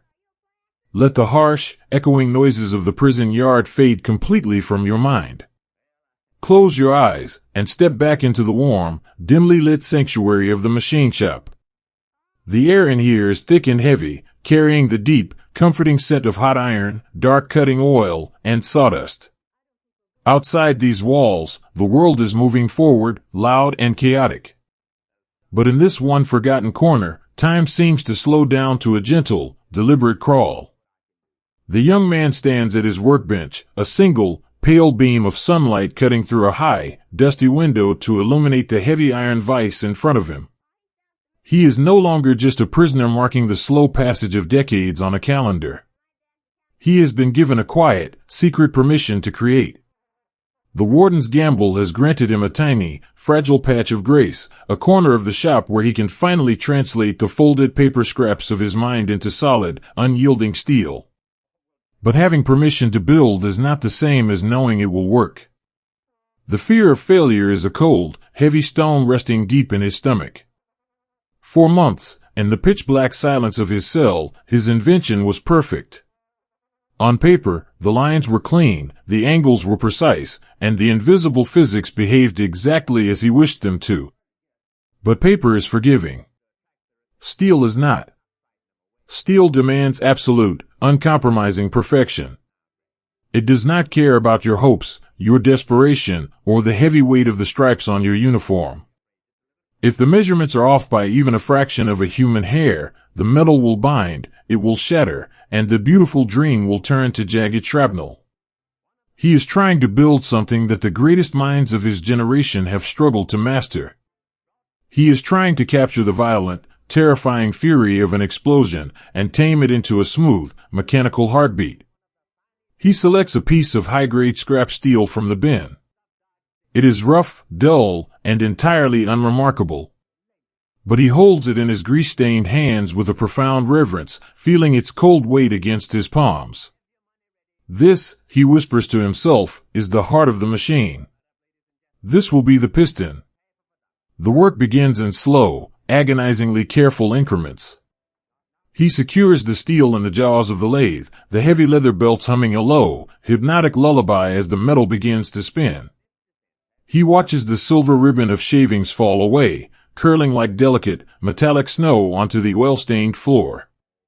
He is not just cutting metal, he is holding his breath, feeling the vibration of the machine travel up his arms and directly into his chest. There is a beautiful, quiet heroism in this level of focus. It is the resilience of a human spirit refusing to be defined by the walls that cage it. Around him, the other inmates move through their daily tasks. They are weary, hollowed out by the crushing routine of the penitentiary. Yet, they seem to sense that something extraordinary is happening in this quiet corner. They do not ask questions. They do not crowd his bench. But there are small, beautiful moments of unspoken kindness. The older foreman, a man whose face is mapped with the deep lines of a hard life, walks by and casually drops a clean, soft cloth on the young man's bench. A silent offering to wipe the sweat from his brow. Another inmate, sweeping the floor, deliberately positions himself between the young man's workbench and the heavy wooden door, serving as a quiet, protective shield from the prying eyes of the passing guards. In a place designed entirely to break men apart, they are silently wrapping their collective, bruised humanity around this young man and his secret project. They are protecting the spark. The hours bleed into days, and the days into weeks. The young man files the tiny cylinder of steel entirely by hand, relying on the raw, intuitive intelligence of his fingertips. He files, he wipes, he measures with his micrometers, and he files again. His hands ache with a deep, throbbing intensity. His eyes burn from staring at the tiny, microscopic grooves in the dim light. But he cannot stop. He is driven by a gentle, relentless fever. He is designing a short-stroke piston. It is an incredibly small mechanism, barely the length of a thumb, but it carries the entire weight of his redemption. The concept is breathtakingly simple, yet incredibly difficult to forge. When a rifle fires, it releases a massive, chaotic wave of expanding gas. Instead of letting all that violent energy slam backward into the shoulder of the person holding it, his piston will catch just a tiny, whispered breath of that gas. It will use that breath to push a floating rod backward, just a fraction of an inch, a sharp, clean tap, like a pool cue striking a ball. It will do all the heavy, jarring work, leaving the rest of the machine to cycle with a smooth, effortless grace. But for it to work, the piston must fit inside its housing with an impossible precision. It must be tight enough to trap the invisible gas, but smooth enough to glide without a single catch or stutter. It is a marriage of metal that requires absolute perfection. There is so much of history that remains hidden in these quiet, desperate moments of creation. We often only see the finished, polished monuments of the past, the sweeping timelines and the grand declarations. But the true, beating heart of history is found here, in the grease-stained hands, the quiet fears, and the isolated struggles of individuals trying to build a bridge back to the light.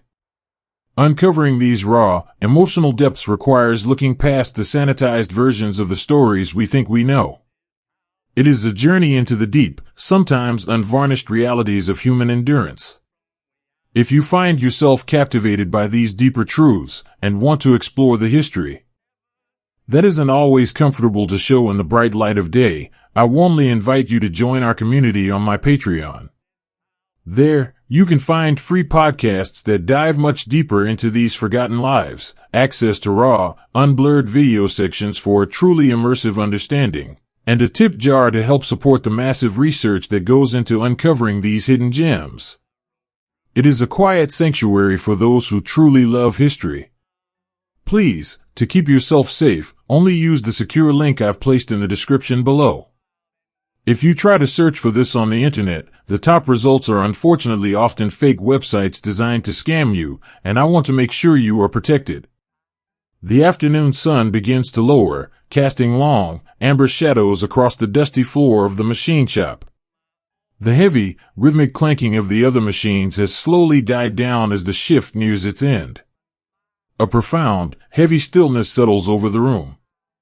The young man stands at his bench, entirely alone in his focus. He holds the tiny, perfectly polished steel piston in his left hand. In his right, he holds the hollow, cylindrical housing he has carefully bored out to receive it. Both pieces of metal are cool to the touch, shining with a dull, beautiful silver light. This is the moment. All the whispered sketches in the dark, all the agonizing hours of filing, all the quiet prayers offered up to the cold ceiling of his cell, it all comes down to this single, terrifying intersection of physics and faith.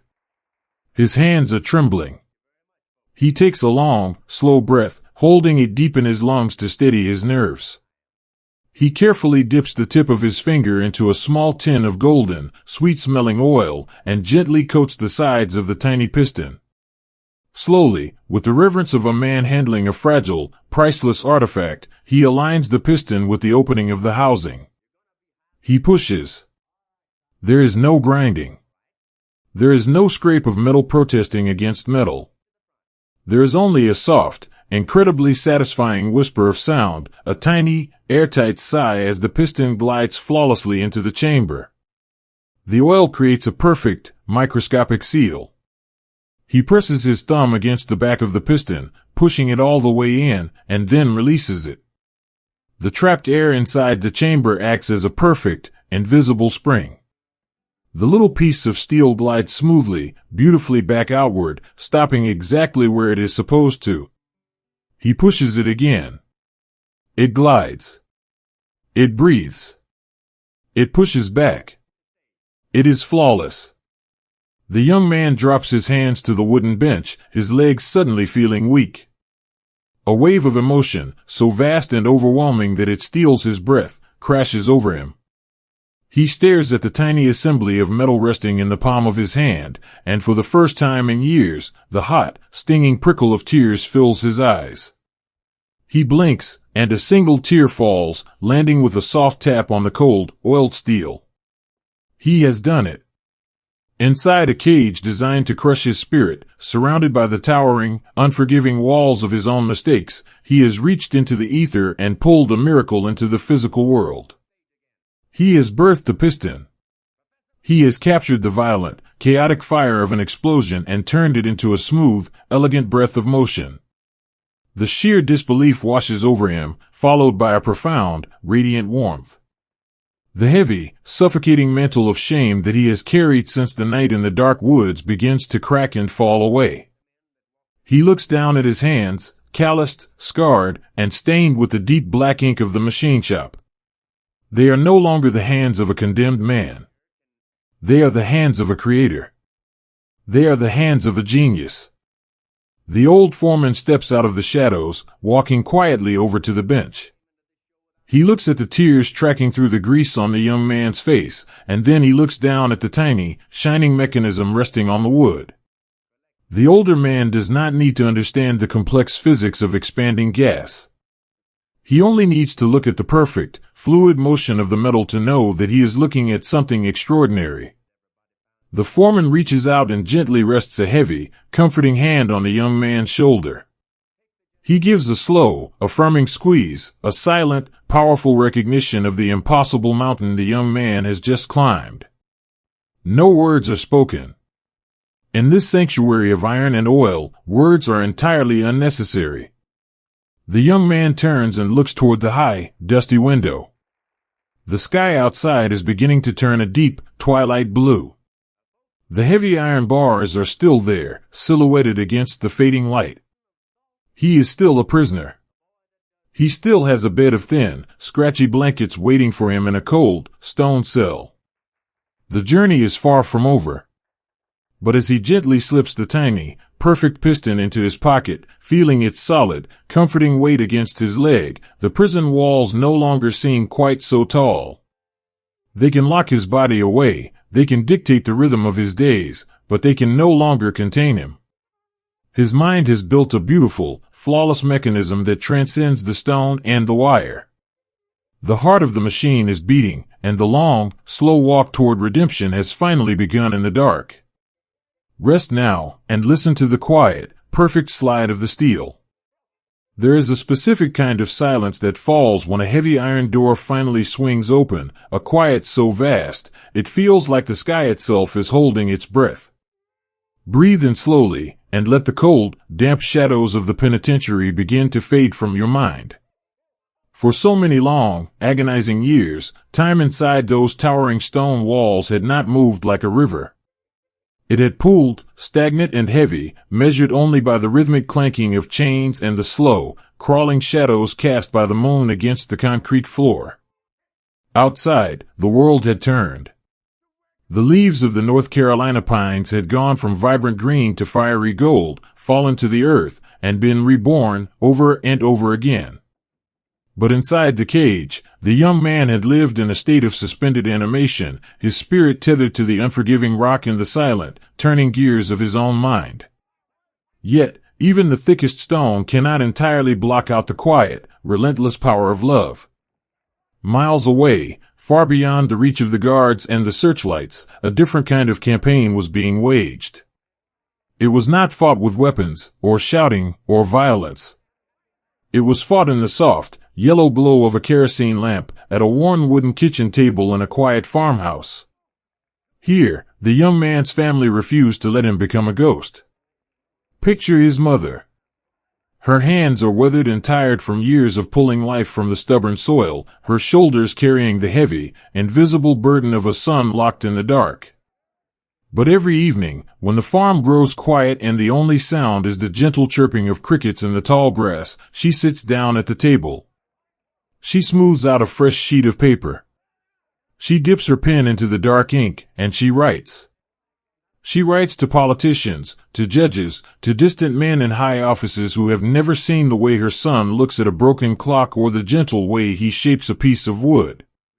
She writes about his quiet nature, his brilliant mind, and the terrible, tragic accident of that night in the woods. She does not ask for pity. She asks for a second chance. She walks the long, dusty dirt roads of their county, knocking on the doors of neighbors, farmers, and shopkeepers. She carries a petition, her voice soft but unyielding, asking them to sign their names, to vouch for the boy they had watched grow up beneath the pines. It is a slow, exhausting, heartbreaking labor of love.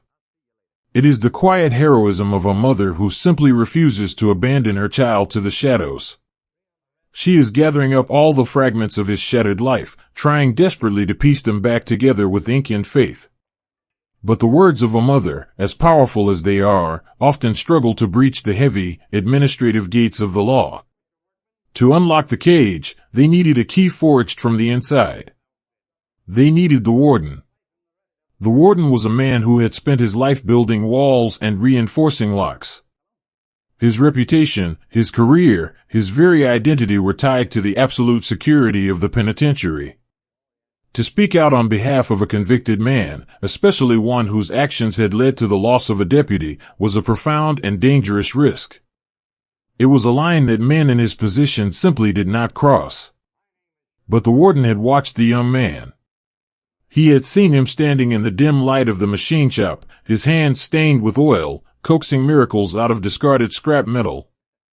He had seen the reverence with which the young man handled the tools, the quiet dignity he maintained amidst the chaos of the cell block, and the brilliant, flawless piston he had birthed in the dark.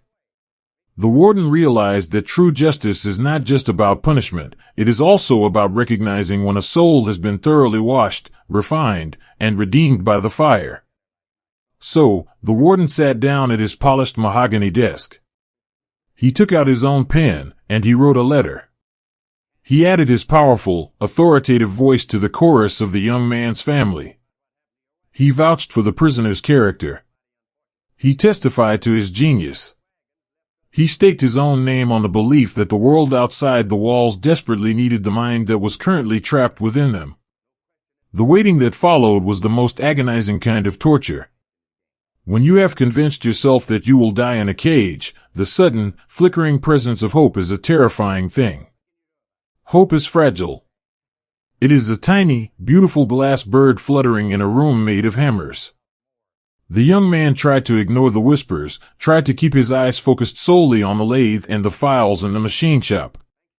He was terrified that if he allowed himself to imagine the smell of the free air, the eventual disappointment would finally, permanently shatter his spirit. He learned to breathe very shallowly, existing in a painful, delicate limbo between the dark and the light. There is such a profound power in the tangible artifacts of history, the ink-stained letters, the worn photographs, the physical objects that survive the passage of time to tell these incredible stories. They allow us to reach across the decades and touch the very fabric of the past.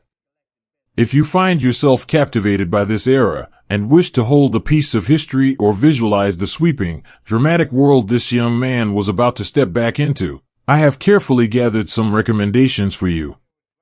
Over on my Amazon storefront, you can explore authentic WWII memorabilia that grounds these stories in reality, and I deeply recommend sitting down to watch the movie midway on Prime to visually immerse yourself in the historical storm brewing on the horizon.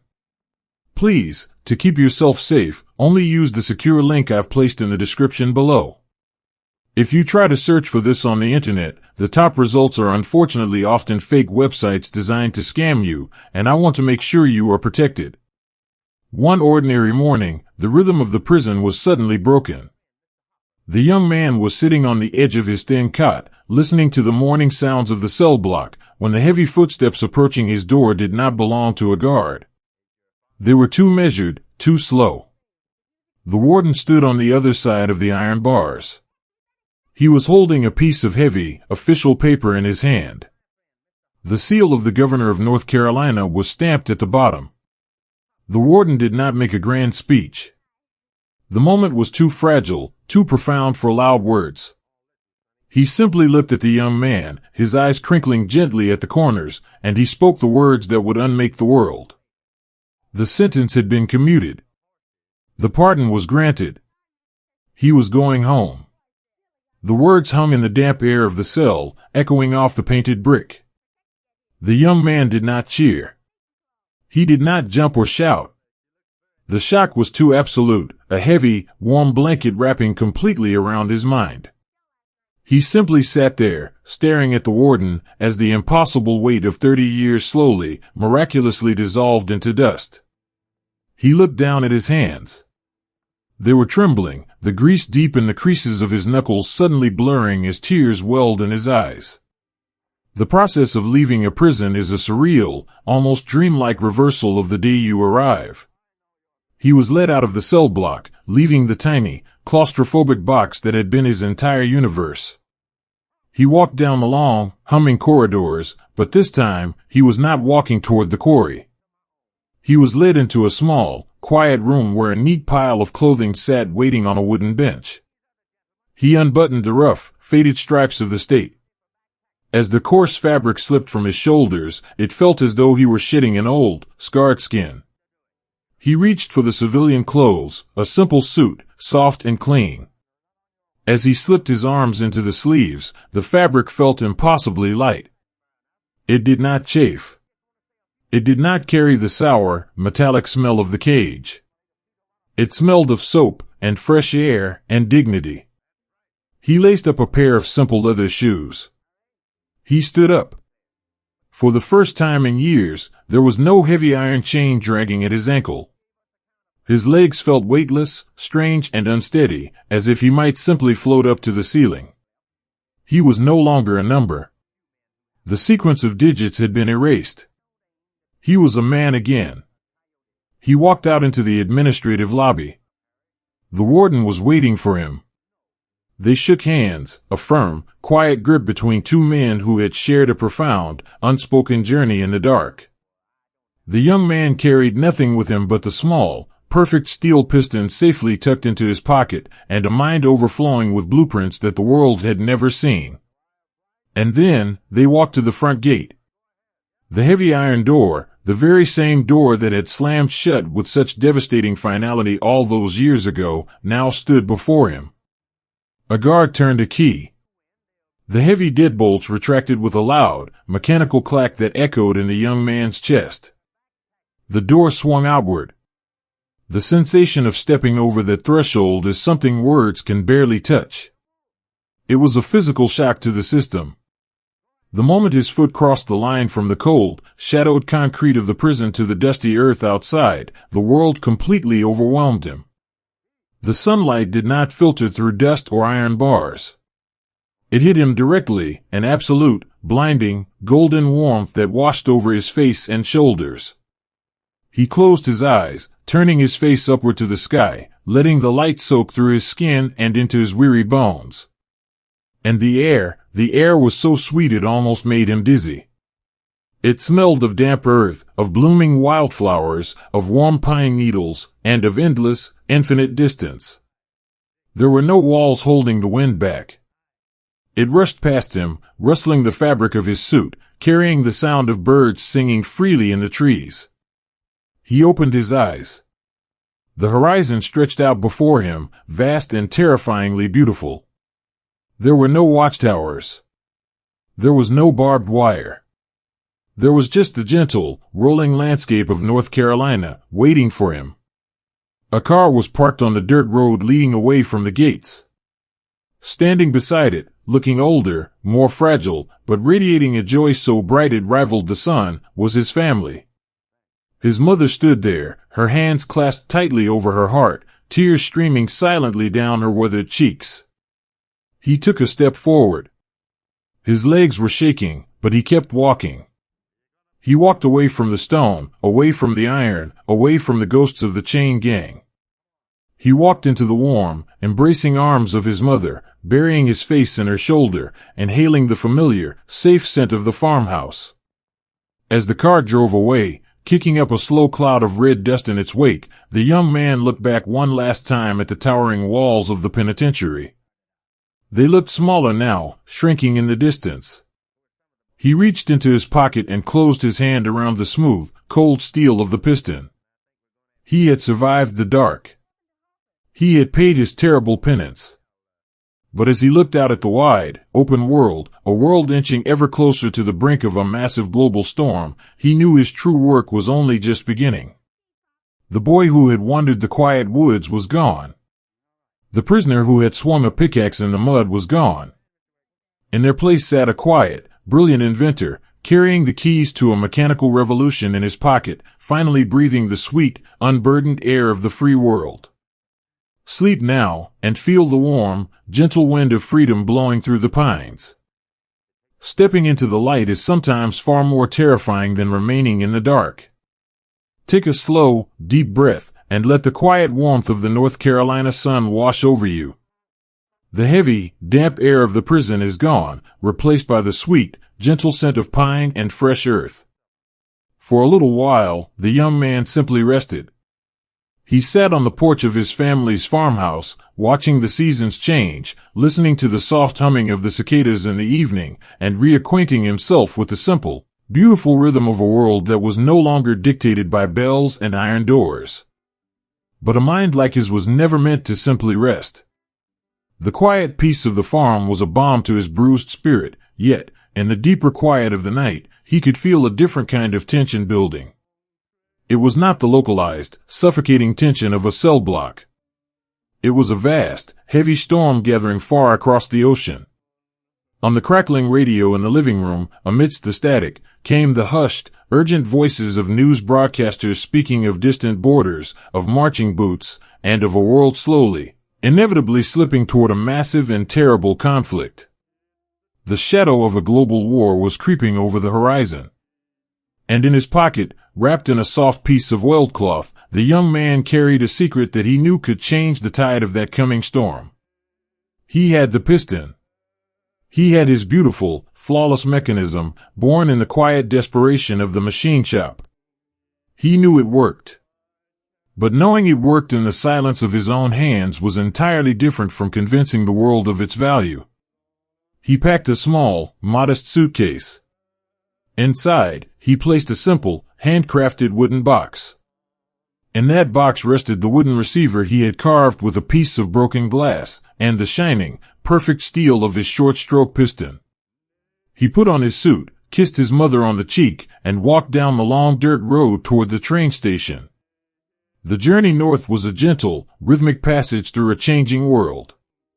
Picture him sitting by the window of the railcar, watching the rolling green hills of the south slowly give way to the sprawling, smokestacked skylines of the industrial north. The train rocked with a soothing, steady motion, a heavy steel cradle carrying him toward an uncertain future.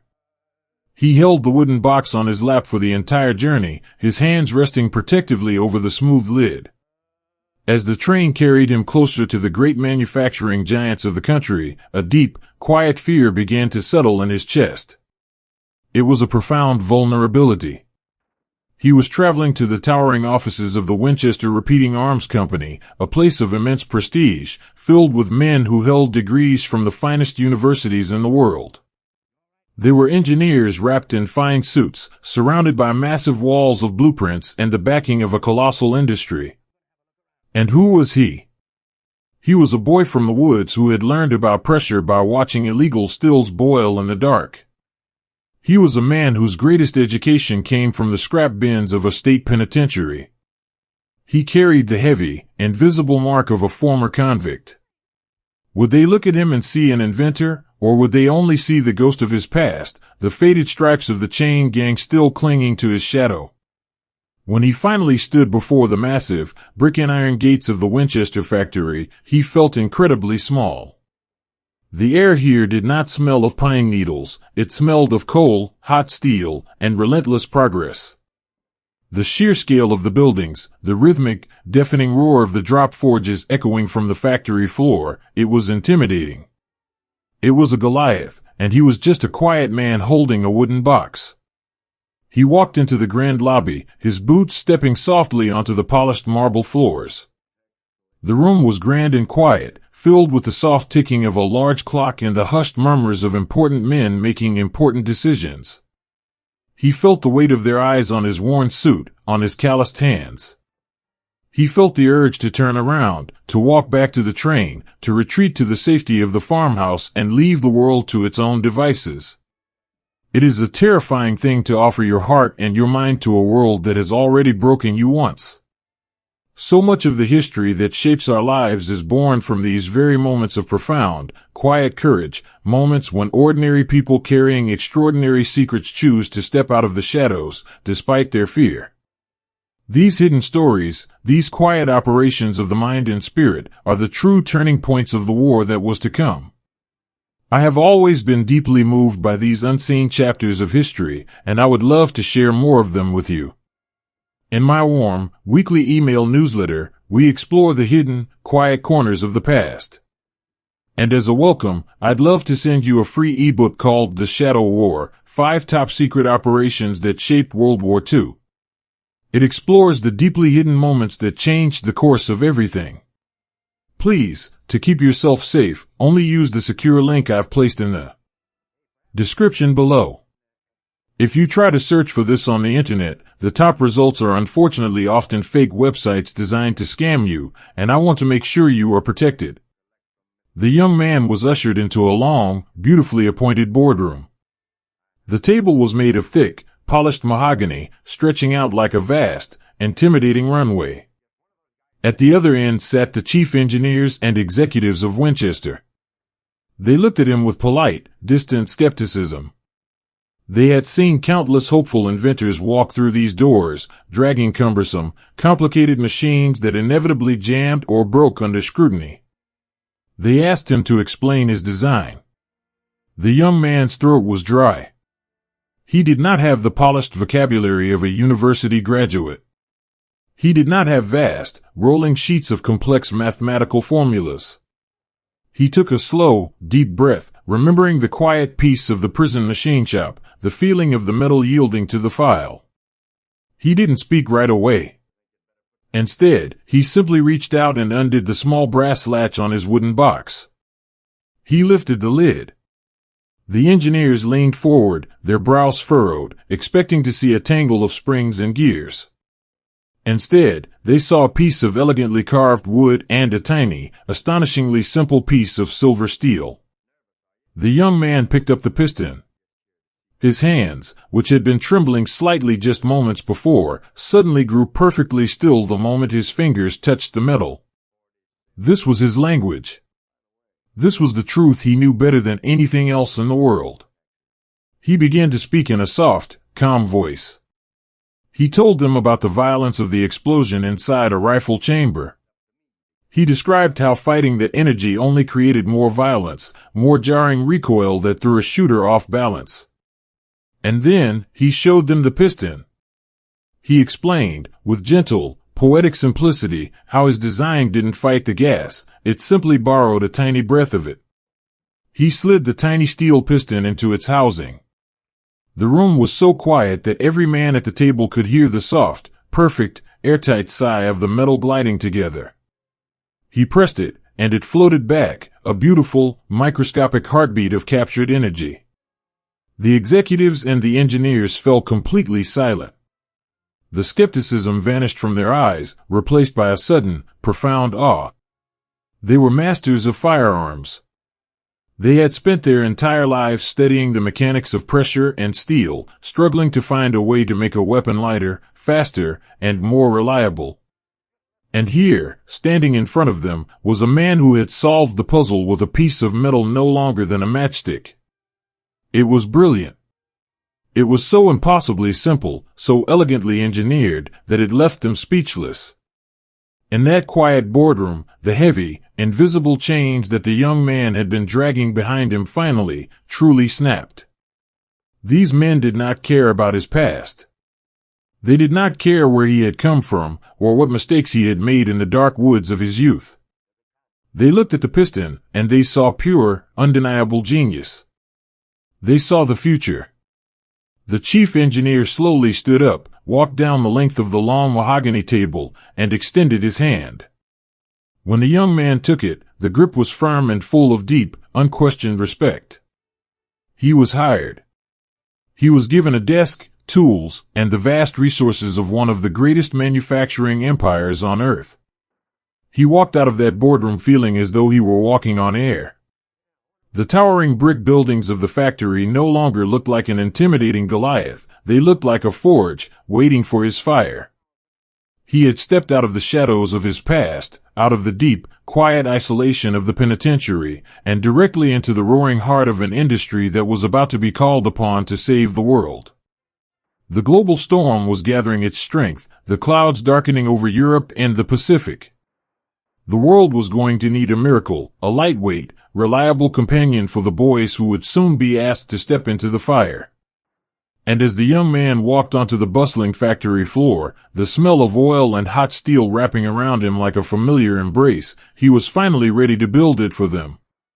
Close your eyes and listen to the soft, steady hum of the machines waking up to a new day. Time, when it is slipping away, sounds less like a ticking clock and more like the heavy, rushing beat of your own heart. Listen to the quiet hum of the factory after midnight. The sprawling, cavernous floors of the Winchester plant, usually deafening with the roar of heavy machinery and the shouts of thousands of workers, are entirely asleep. The massive drop forges stand silent in the dark, casting long, towering shadows like sleeping giants. The grand windows, stretching up toward the ceiling, are painted with the pale, silver light of a full moon. But in one small, isolated corner of the building, a single pool of warm, golden light spills across a wooden workbench.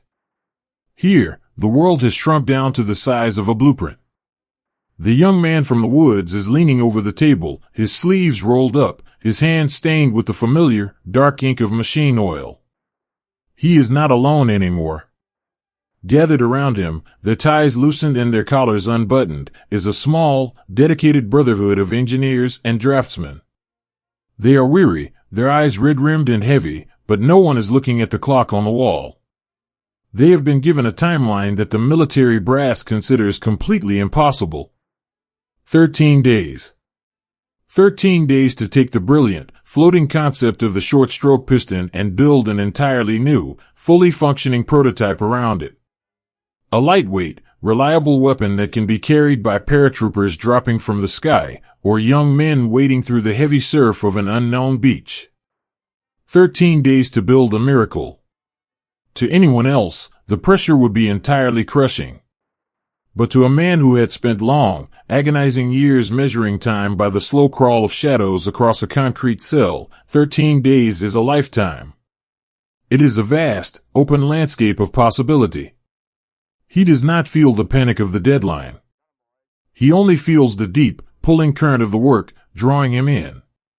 There is a profound, quiet camaraderie that blooms in the deep hours of the night, when exhaustion strips away all pretense and titles. These older, educated engineers, men who had initially looked at the former prisoner with polite skepticism, now stand shoulder to shoulder with him. They do not see his past. They only see the beautiful, intuitive way his mind solves problems. They watch in quiet awe as he takes a pencil and casually corrects a complex mathematical calculation with a simple, elegant sketch of a lever. They are operating on a shared, feverish energy. When one man's eyes become too blurred to read the micrometers, another steps in, gently taking the steel from his hands. They survive on bitter, lukewarm coffee poured from dented tin thermoses, and the quiet, murmured words of encouragement spoken over the hum of the lathe. Picture one of the older draftsmen, a man who usually goes home right at 5 o'clock to sit by the fire with his wife. Tonight, he is asleep under his drafting table, his suit jacket rolled up as a makeshift pillow, refusing to leave the team. Picture a young machinist, barely out of his apprenticeship, carefully unwrapping a sandwich his mother made for him, and silently sliding half of it across the workbench toward the inventor. These are the small, everyday moments of heroism. Not the grand charges across a battlefield, but the quiet willingness to give up your own comfort, your own sleep, to help another human being build something that matters. The physical toll of the marathon begins to settle deep into their bones. The air in their small corner of the factory smells of roasted coffee, sharp cutting fluid, and the sweet, dusty scent of sanded walnut. The young man's hands, which had only just begun to soften from his time on the farm, are once again rough and calloused. He works the metal with a gentle, relentless rhythm. He files, he polishes, he measures. As he shapes the wood for the stock, his mind drifts back to the dark of his prison cell. He remembers carving a tiny, discarded scrap of wood with a shard of broken glass, listening for the heavy boots of the guards. Now, he is standing in the light. He is holding a beautiful, flawless piece of walnut. He takes a rasp and begins to smooth the edges, curving the wood so that it will rest perfectly against a man's shoulder. He is not just building a machine. He is pouring his deep, profound empathy into the materials. He knows what it feels like to be terrified in the dark. He knows what it feels like to hold your breath and pray for the dawn. He thinks about the young boys, the sons and brothers, who will soon be handed this invention. He imagines them shivering in the cold damp of a trench, or sitting in the belly of a transport plane, their hands shaking with fear. He wants to build them something that feels like a promise. He wants the wood to feel warm and reassuring in their hands. He wants the mechanics to be so simple, so undeniably reliable, that it feels like a loyal friend in the dark. He files the steel until it is as smooth as glass, terrified that a single jagged edge or a poorly fitted spring might let one of those boys down when they need it most. There's a profound beauty in this kind of unseen dedication. The willingness to pour hundreds of hours, day and night, into a single, quiet pursuit, driven only by the hope that it will offer comfort or protection to someone you will never meet. Uncovering these hidden, emotional moments of history requires a very similar kind of quiet, patient dedication. It takes countless hours of searching through forgotten letters and faded blueprints to bring these stories back into the light. If you find peace in these forgotten chapters, and if you wish to help keep this quiet lantern burning, I would be so incredibly grateful for your support. I have a Ko-Fi page where you can leave a small tip, even just a single $1, to help sustain the massive research and time it takes to craft these soothing journeys into the past. It is like leaving a warm cup of coffee at the workbench. Please, to keep yourself safe, only use the secure link I've placed in the description below. If you try to search for this on the internet, the top results are unfortunately often fake websites designed to scam you, and I want to make sure you are protected. As the days blur into nights, the timeline shrinks. Day 10. Day 11. Day 12. The small, golden circle of light in the factory feels like a lifeboat drifting in a vast, dark sea. The team moves with a slow, heavy grace, their bodies entirely depleted, running purely on adrenaline and faith. The separate pieces of the prototype are slowly coming together. The springs are coiled. The floating piston is polished until it shines like a mirror. The wooden stock is rubbed with dark, sweet-smelling oil until the grain glows from within. And then, it is the 13th night. The eve of the military trial. The factory is absolutely silent, save for the soft, rhythmic patter of rain against the tall glass windows. The storm that has been threatening all week has finally broken, wrapping the building in a gentle, rhythmic hum of water. On the clean, wooden surface of the workbench, resting on a soft piece of white cotton cloth, are the finished pieces. The engineers gather around. No one holds a coffee cup. No one speaks. The air is thick with a heavy, suspended anticipation. It is the same breathtaking silence that falls just before a conductor lowers his baton to begin a symphony. The young man steps forward. His movements are slow, deliberate, and incredibly gentle. He picks up the beautiful, oiled walnut stock. He takes the heavy, complicated receiver, the heart of the weapon, containing his flawless little piston, and he lowers it into the wood. It fits with a soft, perfect precision. There are no gaps. There is no forcing. The metal and the wood embrace each other exactly as he had drawn them in the dark, all those years ago. He inserts the pins, tapping them softly into place with the wooden handle of a screwdriver. He attaches the trigger guard. He slides the bolt into the receiver. And then, he stops. He rests his hands on the completed machine. It is a beautiful, elegant thing. It is incredibly light, a fraction of the weight of the heavy, cumbersome rifles the military currently uses. It looks less like an instrument of war, and more like a finely crafted clock, holding a secret, invisible magic inside its steel housing. He takes a slow, deep breath, pulling the scent of the rain and the oil into his lungs. He grasps the charging handle, the lever that pulls the entire mechanism backward to prepare it for firing. He pulls it back. The sound is magnificent. It is a crisp, clean sequence of clicks.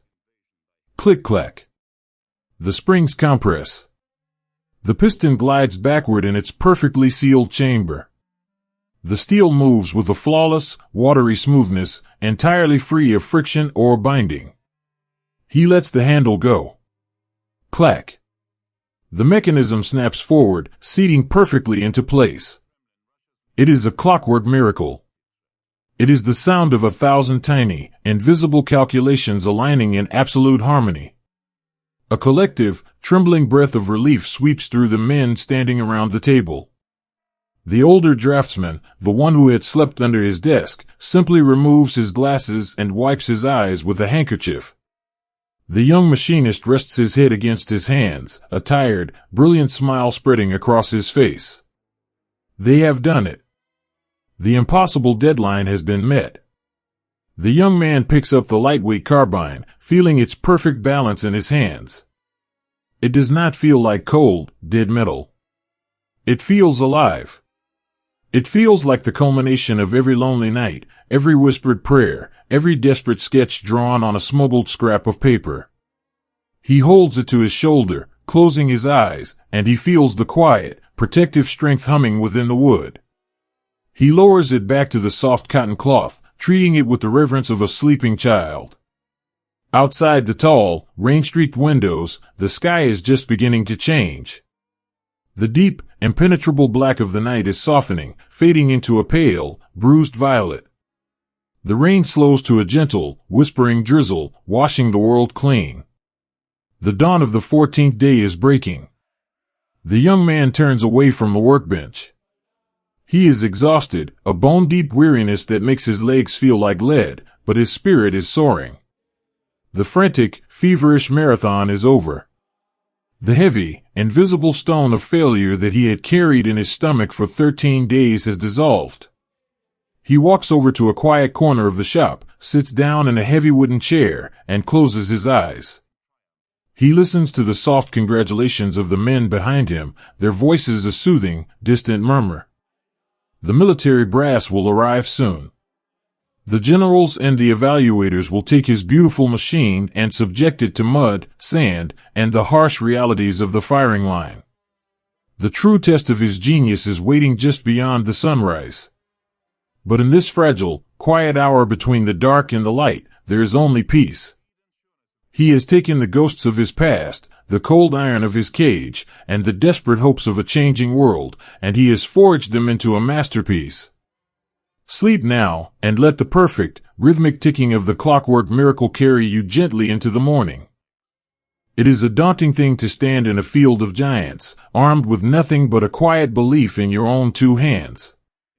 Picture a wide, open field, wrapped in the pale, gray mist of early morning. The air is sharp and cool, smelling of damp earth, crushed clover, and the heavy canvas of military tents. This is the proving ground. It is a vast, lonely stretch of land designed for one single purpose, to break things. To push metal, wood, and human endurance to their absolute, breaking limits. The young man stands quietly on the edge of the field, his hands tucked deep into the pockets of his coat to ward off the morning chill. He feels entirely out of place. Around him are the titans of industry. The men representing the Goliaths. They are older, polished men in tailored suits, backed by massive corporations with towering factories and decades of established history. They speak in confident, booming voices, gesturing to the heavy, formidable weapons they have brought to the field. These other machines are behemoths. They are long, heavy, and punishing. They look exactly like what they are, instruments of war, forged with brute force, designed to withstand the end of the world. And then, resting on a simple wooden folding table, is the young man's creation. The little lightweight carbine, born in a prison cell and brought to life in a feverish, 13-day marathon. Next to the Goliaths, it looks impossibly small. It looks delicate. It looks like a beautifully carved wooden toy, a fragile dream that will surely shatter the moment the harsh reality of the military trials descends upon it. The young man looks down at his own hands. They are stained with oil, rough and calloused. He remembers the cold, painted brick of his cell. He remembers the despair, the long nights drawing invisible lines in the dark. A quiet wave of imposter syndrome washes over him. Who is he to challenge the giants? He is a man who walked out of the shadows just a handful of days ago. He feels the sudden, terrifying urge to take his wooden box, pack up his little prototype, and quietly slip away before the world can prove him foolish. But then, the evaluators arrive. They are men in crisp uniforms, carrying clipboards and wearing expressions carved from stone. And with them come the soldiers. The young boys who will actually be doing the testing. The inventor watches one of these soldiers step forward. He is just a kid, really. His face is young, his eyes wide and bright beneath the brim of his helmet. He looks nervous. The young man realizes, with a profound, aching clarity, that the men in the tailored suits are looking at the soldier as a variable, a part of the testing equation. But the young man sees a brother. He sees a boy who is about to be asked to carry a heavy burden across oceans and beaches. The trials begin. It is a grueling, unforgiving marathon. The military does not test weapons gently, they torture them. They want to know what happens when the heavens open up and drown the world in rain. They want to know what happens when a man crawls through the thick, sucking mud of a trench. The heavy, established rifles go first. The loud, concussive sounds of their firing echo across the misty field, a harsh, jarring rhythm. The inventor watches the young soldier's shoulder absorb the violent, backward kick of the heavy machines. He sees the boy wince slightly, adjusting his stance, fighting the sheer, brutal energy of the weapons.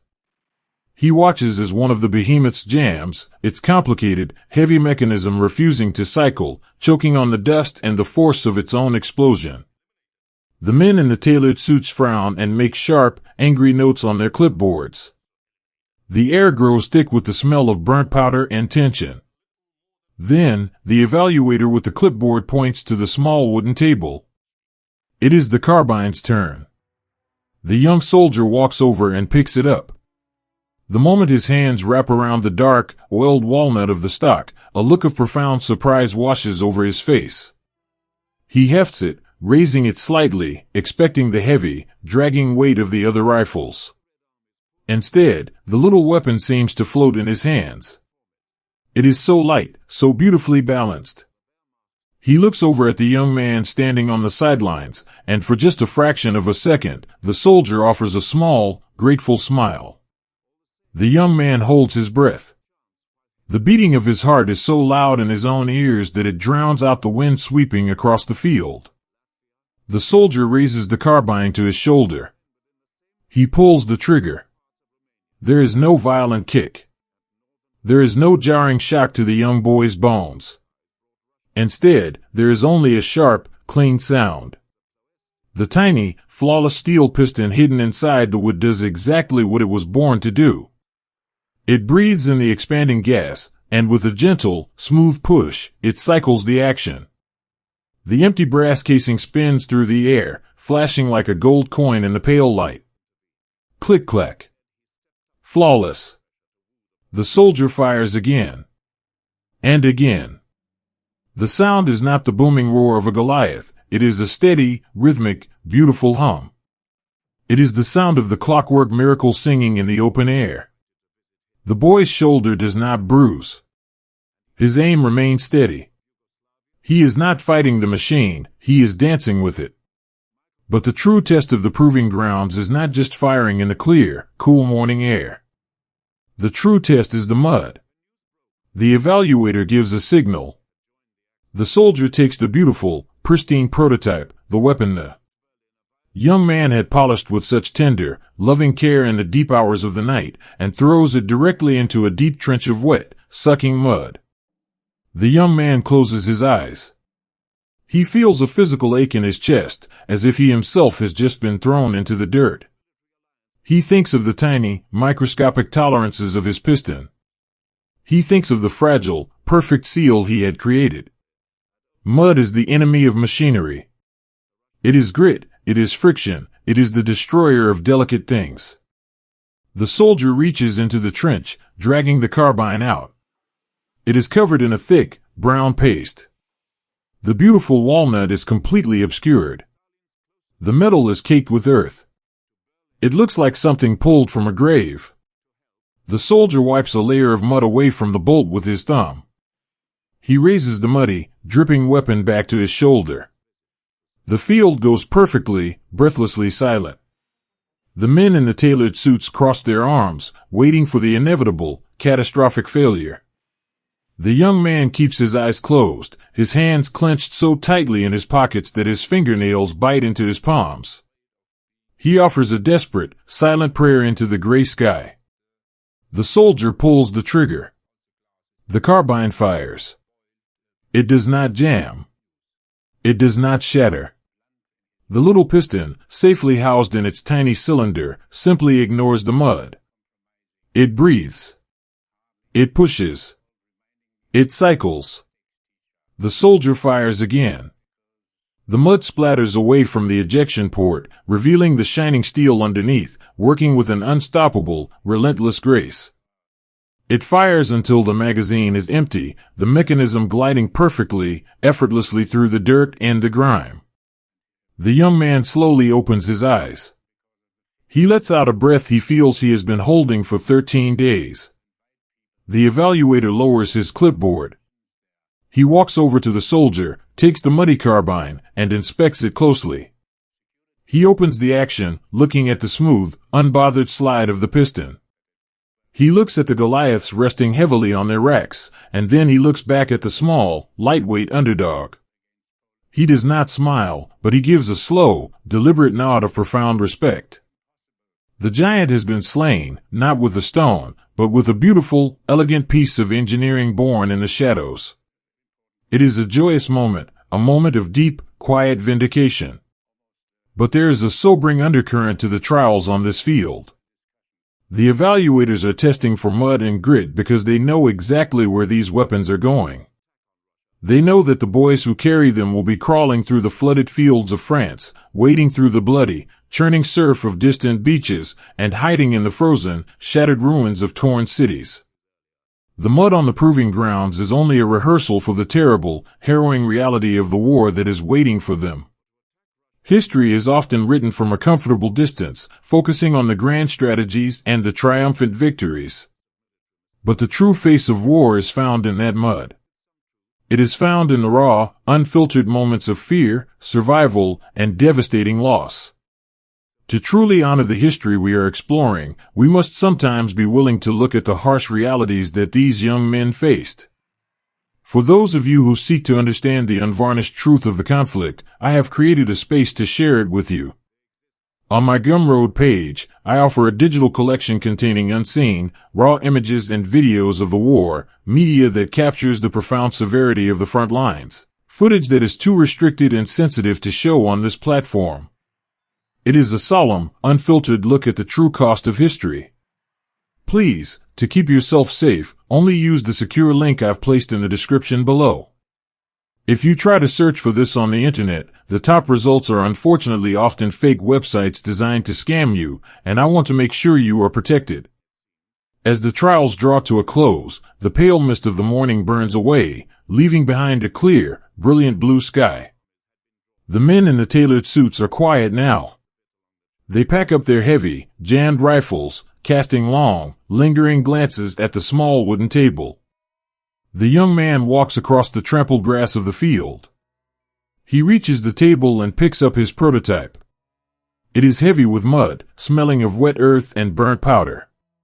He takes a clean rag from his pocket and begins to gently, lovingly wipe the dirt away from the wood. He does not feel the urge to gloat or celebrate. His heart is simply filled with a vast, deep peace. He thinks back to the dark nights in his prison cell, the terrible, crushing weight of his sentence. He had believed his life was over, that he would leave no mark on the world other than a legacy of sorrow. But here, standing under the wide, open sky, holding the dirty, proven machine in his hands, he realizes that the long arc of his life has bent toward something incredibly meaningful. He has built a protector. He has taken the energy of his own redemption and forged it into a shield for a generation of boys who will soon be asked to save the world. The young soldier who had tested the carbine walks past him, heading back toward the transport trucks. He stops for a moment, looking at the young inventor holding the muddy weapon. The boy lifts a hand, offering a quiet, respectful salute, before turning and disappearing into the crowd. The young man watches him go, holding the carbine close to his chest. He knows that his part in this grand, sweeping story is changing. He is no longer just a dreamer in the dark. He is the architect of a miracle. The David has proven its worth, and as the sun begins to lower over the proving grounds, casting long, peaceful shadows across the grass, the quiet inventor turns and begins the long walk home, ready to place his beautiful machine into the waiting hands of history. Sleep now, and listen to the soft, steady hum of the wind sweeping across the open field. There is a profound, quiet poetry in the way 1,000 different hands can come together to build a single, unbreakable promise. Listen to the steady, rhythmic heartbeat of the assembly line. It is not the harsh, jarring noise of a prison quarry, nor the chaotic roar of a battlefield. It is a purposeful, measured hum. The world has fully entered the dark, sweeping storm of the war, and the quiet inventor's solitary dream has grown far beyond the walls of his tiny workshop. His beautiful, lightweight prototype, The little carbine with the floating steel piston has been approved. Now, it must multiply. It must be placed into the hands of millions of boys waiting in the shadows of a trembling world. But machines do not build themselves. They require the gentle, dedicated touch of human hands. Step onto the sprawling floor of an American manufacturing plant. The air here is thick and warm, carrying the scent of dark cutting oil, hot steel, and the sweet, earthy smell of carved walnut. But look closely at the people standing at the long wooden benches. These are not the hardened, grease-stained engineers who first evaluated the weapon. The men have largely gone away, their boots marching toward the distant, gray horizons of Europe and the Pacific. In their place, stepping out of their quiet kitchens, their classrooms, and their sleepy neighborhoods, are the women. Picture them standing shoulder to shoulder beneath the pale, humming glow of the factory lights. They wear heavy denim coveralls, their sleeves rolled up, their hair carefully tied back in colorful silk scarves to keep it away from the spinning lathes. Their hands, which just months ago were kneading bread dough, mending torn sweaters, or holding the tiny hands of their children, are now slick with machine grease. They are operating heavy drill presses, guiding bandsaws, and assembling the intricate, delicate puzzle pieces of the inventor's clockwork miracle. To the casual observer, it might look like just another shift in a noisy factory. But if you look closer, if you watch the reverence with which they handle the metal, you will realize that this is not just industrial labor. It is a vast, quiet act of devotion. Every piece of steel they file, every piece of wood they sand, is heavy with a private, unspoken prayer. Imagine a mother standing at an inspection table. She holds the beautifully curved wooden stock of the little carbine in her hands. She runs her thumb along the smooth grain of the walnut, feeling the warmth of the wood. Somewhere, thousands of miles away, her son is sleeping in a damp, freezing trench. She does not know where he is. She only knows that he is cold, that he is carrying too much weight on his young shoulders, and that the world around him is terribly dangerous. As she carefully sets the shining steel receiver into the wooden stock, pressing the pieces together until they fit with a perfect, seamless click, she closes her eyes for just a fraction of a second. She whispers a quiet thought into the metal. Please, she thinks. Please let this be the one my boy carries. Let it be light for him. Let it work perfectly when he needs it. Keep him safe. Bring him home. She is weaving her mother's love directly into the steel. And the woman standing next to her, tightening a screw on the trigger guard, is weaving a prayer for her husband. The young girl at the end of the line, inspecting the tiny, flawless piston, is thinking of her older brother. The lonely inventor, sitting in his dark prison cell all those years ago, had dreamed of building a protector. Now, an entire chorus of mothers, wives, and sisters are bringing that protector into the light, piece by piece by piece. The physical toll of the factory is heavy. The shifts are incredibly long, stretching far into the deep hours of the night. Their feet ache from standing on the hard concrete floors. Their hands are bruised and calloused, permanently stained with the dark ink of the assembly line. But there is a fierce, quiet resilience in their eyes. They do not complain. They simply wrap their blistered fingers in white tape, sip from dented tin thermoses of lukewarm tea, and turn back to the machines. During the short, quiet breaks in the middle of the night shift, you can see the beautiful tapestry of their community. They gather in small circles on the loading docks, wrapped in heavy wool coats against the midnight chill. They share rations, breaking a single piece of chocolate into tiny squares so everyone gets a taste. And, most importantly, they share the letters. A woman with tired eyes pulls a wrinkled, blue envelope from her pocket. The paper is incredibly thin, designed to travel across oceans, and it carries the faint, lingering scent of salt air and distant rain. She reads the words aloud in a soft, trembling voice. Her husband writes that the nights are long, but that he is okay. He writes that he misses the smell of her perfume and the sound of the rain on their tin roof. The other women lean in, resting their hands gently on her shoulders, offering a quiet, silent strength. In these moments, they are not just co-workers. They are a family forged in the uncertainty of the waiting. They hold each other up, finding immense comfort in the shared, unspoken understanding of what it means to have half of your heart walking around on a battlefield. There is something incredibly moving about the way human beings can find connection and warmth in the absolute darkest of times. It is a quiet beauty that often gets lost in the grand, sweeping narratives of history. Uncovering these intimate, personal stories, the letters, the shared tears, the community built in the shadows of the home front, takes time, patience, and a deep desire to look beyond the surface. For those of you who feel drawn to these deeper, emotional connections, and who wish to support the continuous unearthing of these forgotten lives, I warmly invite you to join our quiet community on my Patreon. There, you can find free podcasts that delve into these deeply personal histories, raw and unblurred video sections for a more profound immersion, and a tip jar to help sustain this delicate work. It is a place for us to gather, much like those women on the loading dock, and keep the memories alive together. Please, to keep yourself safe, only use the secure link I've placed in the description below. If you try to search for this on the internet, the top results are unfortunately often fake websites designed to scam you, and I want to make sure you are protected. As the break ends, the sharp ring of the factory bell echoes through the cavernous room. The women fold the letters, tucking them safely back over their hearts, and return to their stations. The rhythm resumes. It is a beautiful, synchronized dance. The inventor's clockwork miracle moves down the long wooden benches. The floating piston is oiled and sealed. The springs are compressed. The sights are carefully aligned by eyes that are heavy with fatigue but sharp with dedication. They marvel at the weapon they are building. The women, many of whom had never held a firearm in their lives before the war began, understand exactly why this little carbine is so special. When they pick it up to inspect it, it does not drag their arms down. It feels incredibly manageable, balanced, and light.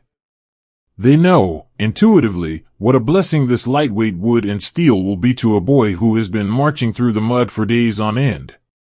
The inventor had designed it to be gentle. He had designed the tiny piston to absorb the violent shock, to make the machine work with a smooth, effortless grace. And the women of the factory appreciate that grace. They treat each weapon not as a tool of destruction, but as a lifeline. A small, beautifully crafted shield that they are sending out into the dark. At the very end of the assembly line stands the packing station. Here, the finished carbines are given a final, loving wipe with a clean cloth, removing the fingerprints of the women who built them. They are coated in a thick, protective layer of grease to keep the salt water and the damp air from touching the perfect steel. They are laid gently, side by side, into long, wooden crates.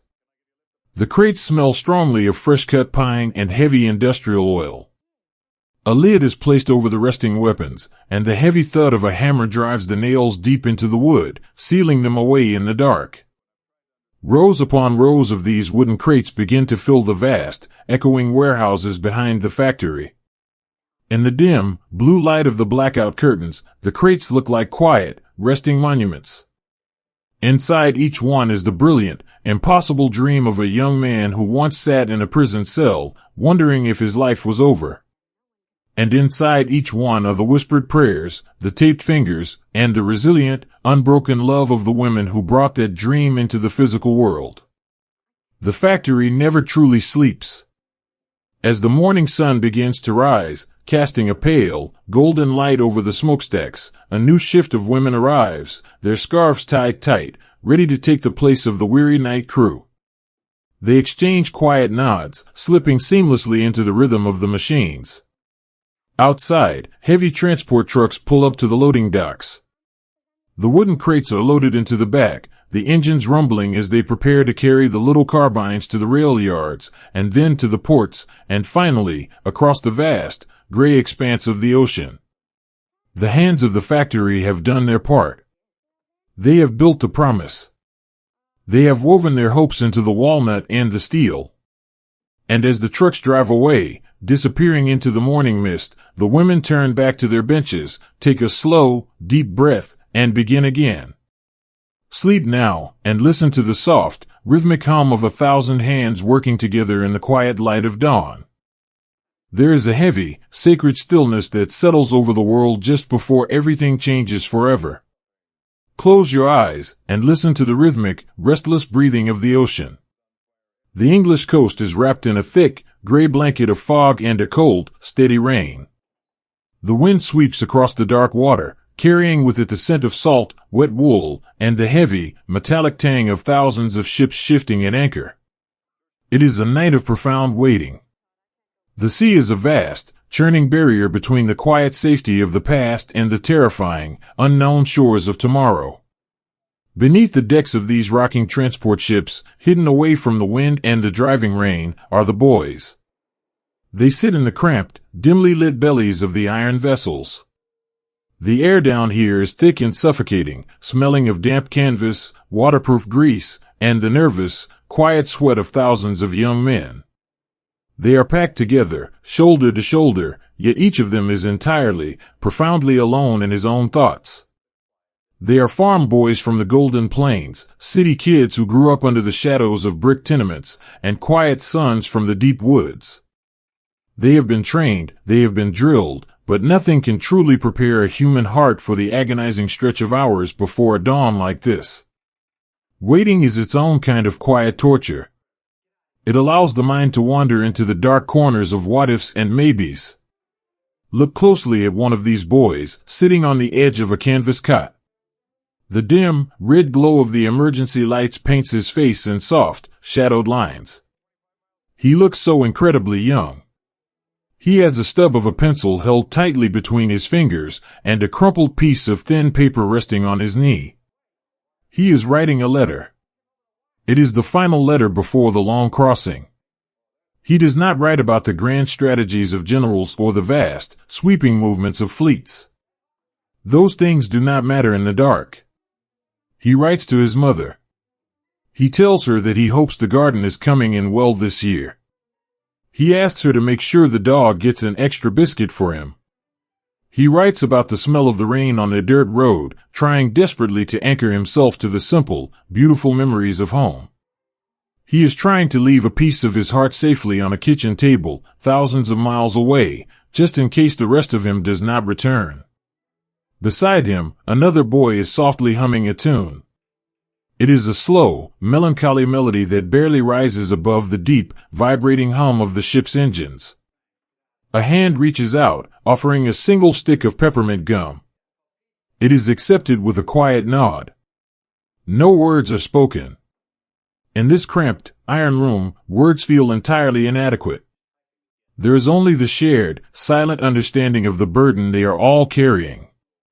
They are a brotherhood forged not in triumph, but in the tender, vulnerable space of shared fear.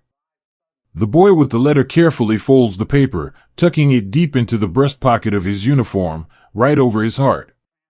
He leans back against the cold steel bulkhead, and his hand naturally falls to the weapon resting across his lap. It is the little carbine. While the other equipment strapped to his body feels like a leaden weight, the heavy packs, the thick boots, the clumsy canvas pouches, the carbine feels entirely different.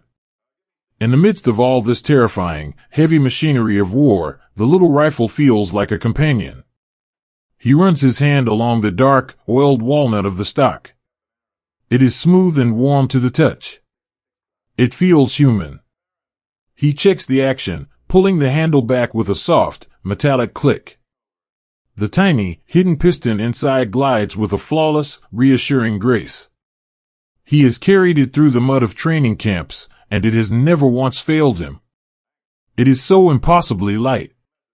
For a boy who knows he will soon be wading through churning surf and sinking sand, the lightness of this weapon is a profound, quiet mercy.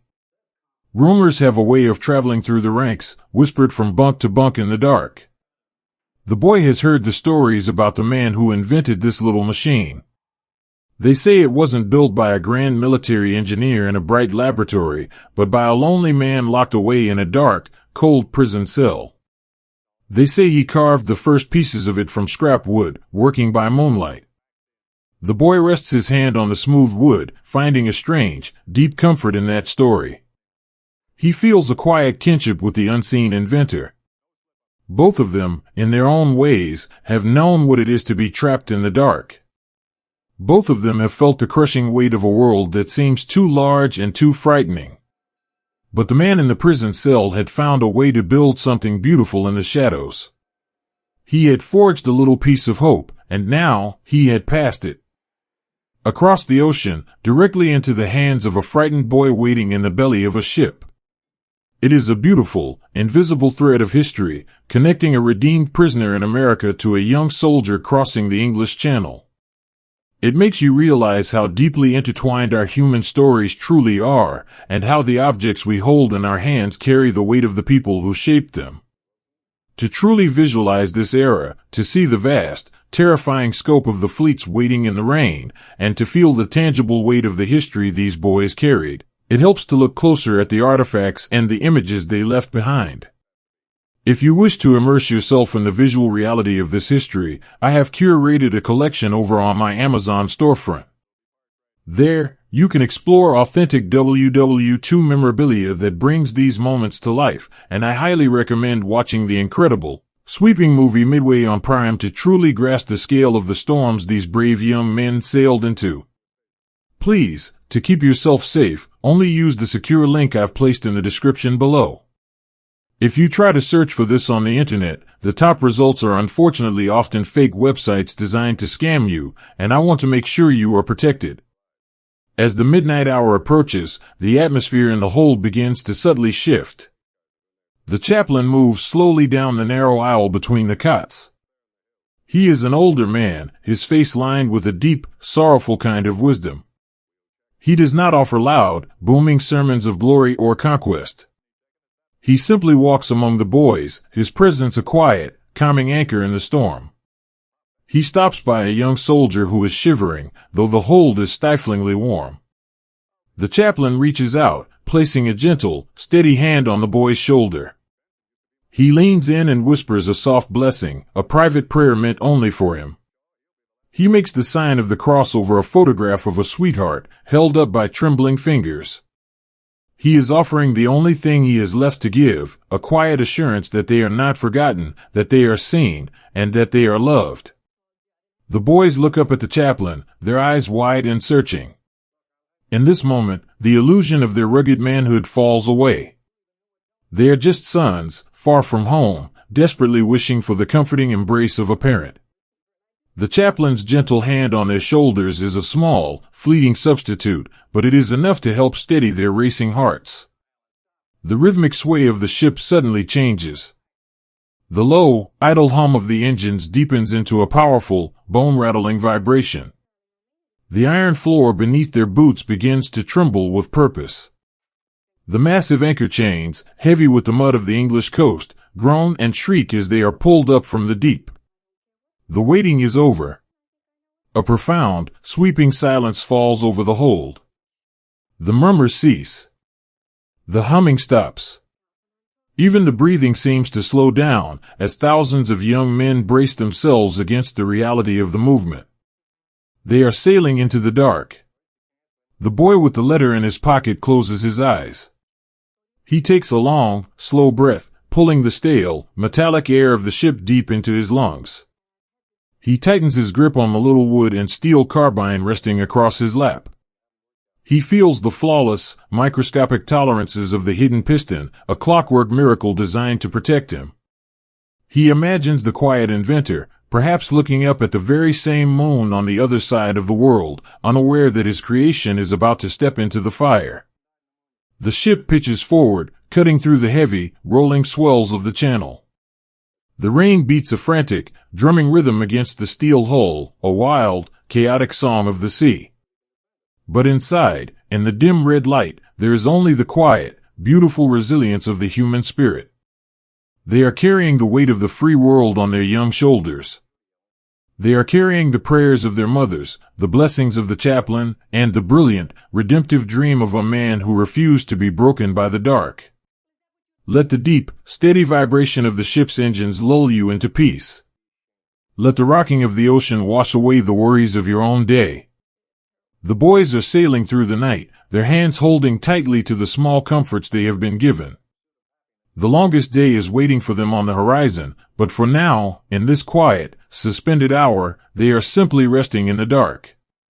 Sleep now, and let the gentle rhythm of the water carry you away. There is a profound, breathtaking kind of courage required to step out of a door and fall directly into the pitch-black void of the night sky. Listen closely, and you can hear the deep, monotonous drone of the transport planes cutting through the thick clouds. Inside the metal belly of the aircraft, the air is freezing, rushing through the cracks in the fuselage and biting at the cheeks of the young men sitting elbow to elbow. They are weighed down by an impossible burden of canvas, silk, and steel. They look like heavy, clumsy giants in the dim, washing glow of the single red jump light, but beneath the thick layers of wool and parachute harnesses, they are just boys. Some of them have their eyes squeezed tightly shut, their lips moving in silent, desperate prayers. Others stare blankly at the metal floor, lost in the memories of the warm beds and quiet streets they left behind. The noise of the engines is deafening, a constant, vibrating roar that rattles the teeth and shakes the bones.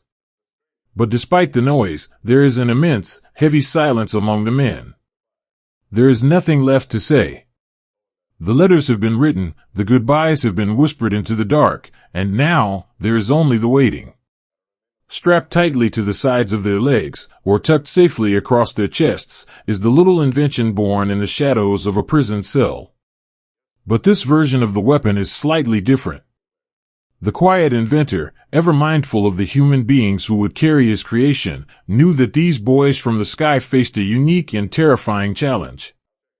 They could not leap into the rushing wind with a long, cumbersome piece of solid wood. It would snag on the silk parachute lines, it would break upon the hard impact of the earth, or it would tangle in the narrow door of the plane. So, he adapted his clockwork miracle. He cut away the heavy wooden stock, replacing it with an elegant, folding skeleton of steel and a soft leather pad to rest against a shivering cheek. It folded up so small, so remarkably compact, that it became almost invisible. It weighed practically nothing. To the boys carrying it, this little folding carbine was not just a piece of military equipment. It was a deeply personal, intimate companion. It was a small, beautifully crafted piece of home that they could hold close to their pounding hearts as they prepared to step into the unknown. Suddenly, the red light above the open door clicks off. A sharp, bright green light illuminates the cabin. The time for waiting has vanished. The boys stand up, their heavy gear clanking and shifting. They hook their static lines to the steel cable running along the roof of the plane, a metallic sliding sound that echoes over the roar of the wind. They shuffle forward, one by one, moving toward the open door that leads out into absolute nothingness.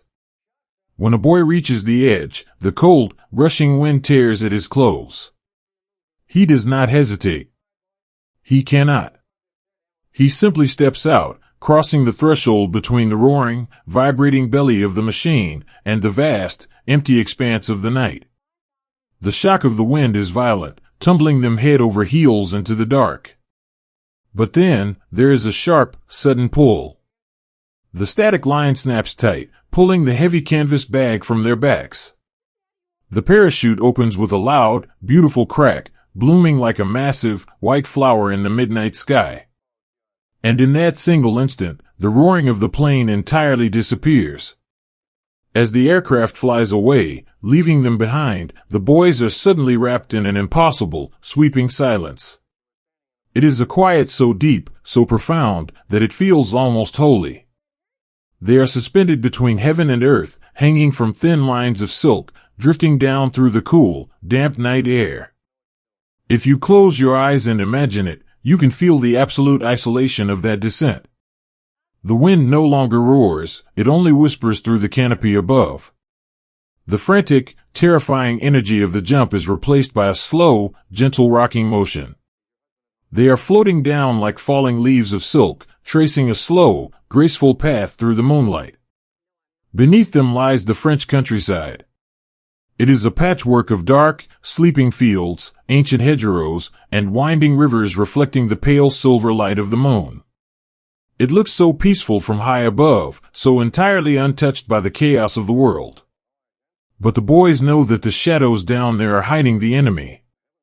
They know that this quiet descent is only a brief, fleeting sanctuary before the reality of the earth rushes up to meet them. So much of this war, so much of the history that shaped our world, unfolded exactly like this, in the deep, unseen shadows of the night. It was fought in secret operations, by quiet people moving behind enemy lines, carrying out missions that the world would not fully understand for decades. The courage it takes to operate in that kind of darkness is something that has always deeply moved me. If you are captivated by these unseen chapters of history, the quiet and secret moments that turned the tide of the world, I would love to explore them with you. I write a warm, weekly email newsletter where we delve into these hidden stories together. And as a welcome to our quiet community, I have a free ebook for you called The Shadow War: 5 Top Secret Operations That Shaped World War II. It is a gentle look into the unseen bravery of the past. Please, to keep yourself safe, only use the secure link I've placed in the description below. If you try to search for this on the internet, the top results are unfortunately often fake websites designed to scam you, and I want to make sure you are protected. As the floating boys draw closer to the earth, the details of the landscape begin to emerge from the mist. The tops of apple trees reach up toward them. The dark, flooded fields glisten with cold water. The ground rushes up fast. They hit the earth with a heavy, jarring impact, rolling into the damp grass to absorb the shock. The silk canopy collapses around them, a beautiful, useless shroud tangling in the branches and the mud. For a moment, the boy lies perfectly still in the wet grass. His heart is hammering against his ribs like a trapped bird. The silence of the sky has been replaced by the quiet, earthy sounds of the ground, the rustle of wind through the tall grass, the distant croak of a frog, the dripping of dew from the leaves. He is entirely alone.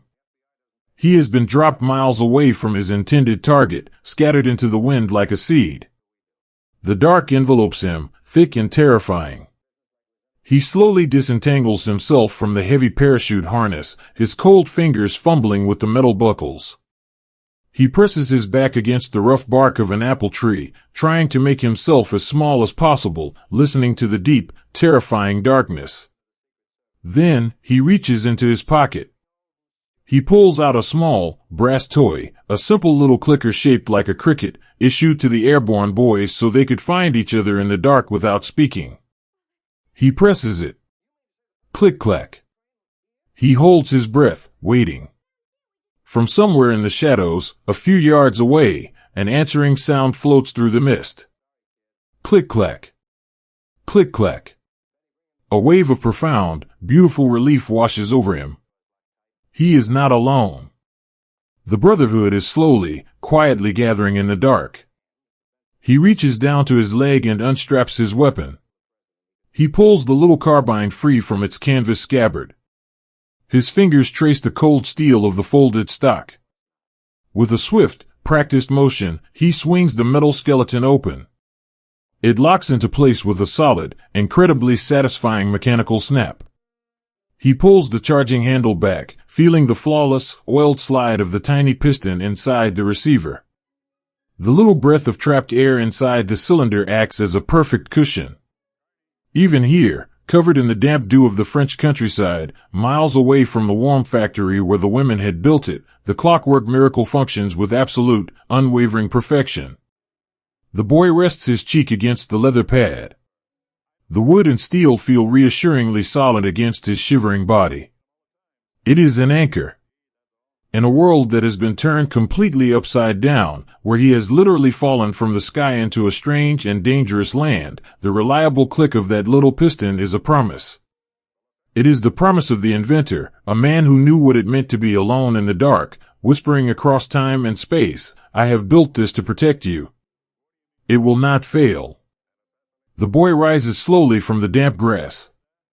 He sees a shadow moving gently toward him, the silhouette of another paratrooper stepping out from behind a hedgerow. They do not speak. They simply offer a silent nod, recognizing the shared, quiet terror and the profound relief of finding a friend. They turn and begin to walk, their boots making soft, squelching sounds in the wet earth. They hold their lightweight carbines at the ready, the steel catching the faint, silvery glint of the moonlight. They have fallen from the sky like leaves of silk, and now they are walking into the longest day of their lives. They carry the hopes of the free world on their young shoulders, and they carry the brilliant, redeemed dream of a prisoner in their hands. Let the quiet, misty darkness of the French orchard settle around you. Let the soft rustle of the wind in the apple trees soothe your weary mind. The boys have landed safely in the grass, their weapons humming with quiet reliability.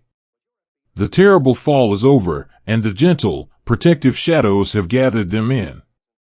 Sleep now, and listen to the soft, distant click of the crickets calling out in the dark. There is a profound, terrifying beauty in the way the tide simply washes away everything it touches, leaving only a fragile line of footsteps in the wet sand. Listen to the rhythmic, heavy sloshing of the dark water.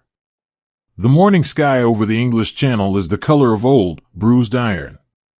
The air is bitterly cold, carrying the sharp, stinging scent of salt, diesel exhaust, and the heavy, damp wool of thousands of uniforms. You are sitting in the belly of a small, flat-bottomed landing craft. It rocks violently with every cresting wave, a relentless, dizzying motion that makes the stomach churn and the head spin. But inside the boat, despite the violent motion of the sea, there is a profound, suffocating stillness. Look at the young men huddled together on the metal benches. They are packed so tightly that their shoulders press against one another, yet each of them is entirely alone in the quiet sanctuary of his own mind. The gray light of the dawn washes over their faces, highlighting the soft, youthful curves of boys who should be sitting in classrooms, or helping their fathers in the fields, or sleeping soundly under thick quilts back home. Instead, they are here, suspended in this agonizing, floating purgatory between the safety of the ships they left behind and the terrifying, unknown shores that wait just ahead in the mist. Focus on one boy sitting near the front of the craft. His helmet is pulled down low over his eyes, shielding his face from the cold sea spray that constantly washes over the high metal sides of the boat. He is shivering. It is a deep, uncontrollable tremor that starts in his core and rattles all the way down to the tips of his heavy leather boots. He tries to tell himself it is just the cold wind, but deep down, he knows it is the sheer, incomprehensible weight of what he is about to do. He closes his eyes and tries to pull his mind far away from the dark water. He thinks of a warm summer evening on his front porch. He tries to conjure the smell of his mother's cooking, the sound of the screen door slamming shut, the gentle, rhythmic creak of the porch swing. He holds onto these memories like delicate, glowing embers, terrified that the cold, gray ocean will rush in and extinguish them forever. His hands are gripping the weapon resting across his knees. His knuckles are white, his fingers clamped so tightly around the wood that they ache. But as he runs his thumb along the dark, oiled walnut stock, he feels a strange, sudden sense of comfort. Amidst the heavy, dragging weight of his wet uniform, the cumbersome canvas pouches, and the terrifying expanse of the sea, this little carbine feels remarkably different. It is incredibly light. It does not feel like a cold, unyielding instrument of war. It feels like a beautiful, carefully crafted companion. He remembers the stories he heard whispered in the barracks, the rumors about the quiet, mysterious man who invented this little rifle. A man who had been locked away in a deep, dark prison, entirely stripped of his freedom. The boy thinks about that for a moment. He thinks about what it must feel like to be trapped behind iron doors, believing the world has entirely forgotten you. And yet, that man had found the quiet resilience to build something brilliant in the shadows. He had built this exact piece of wood and steel that the boy is now holding. There is a deep, unspoken bond forged in that realization.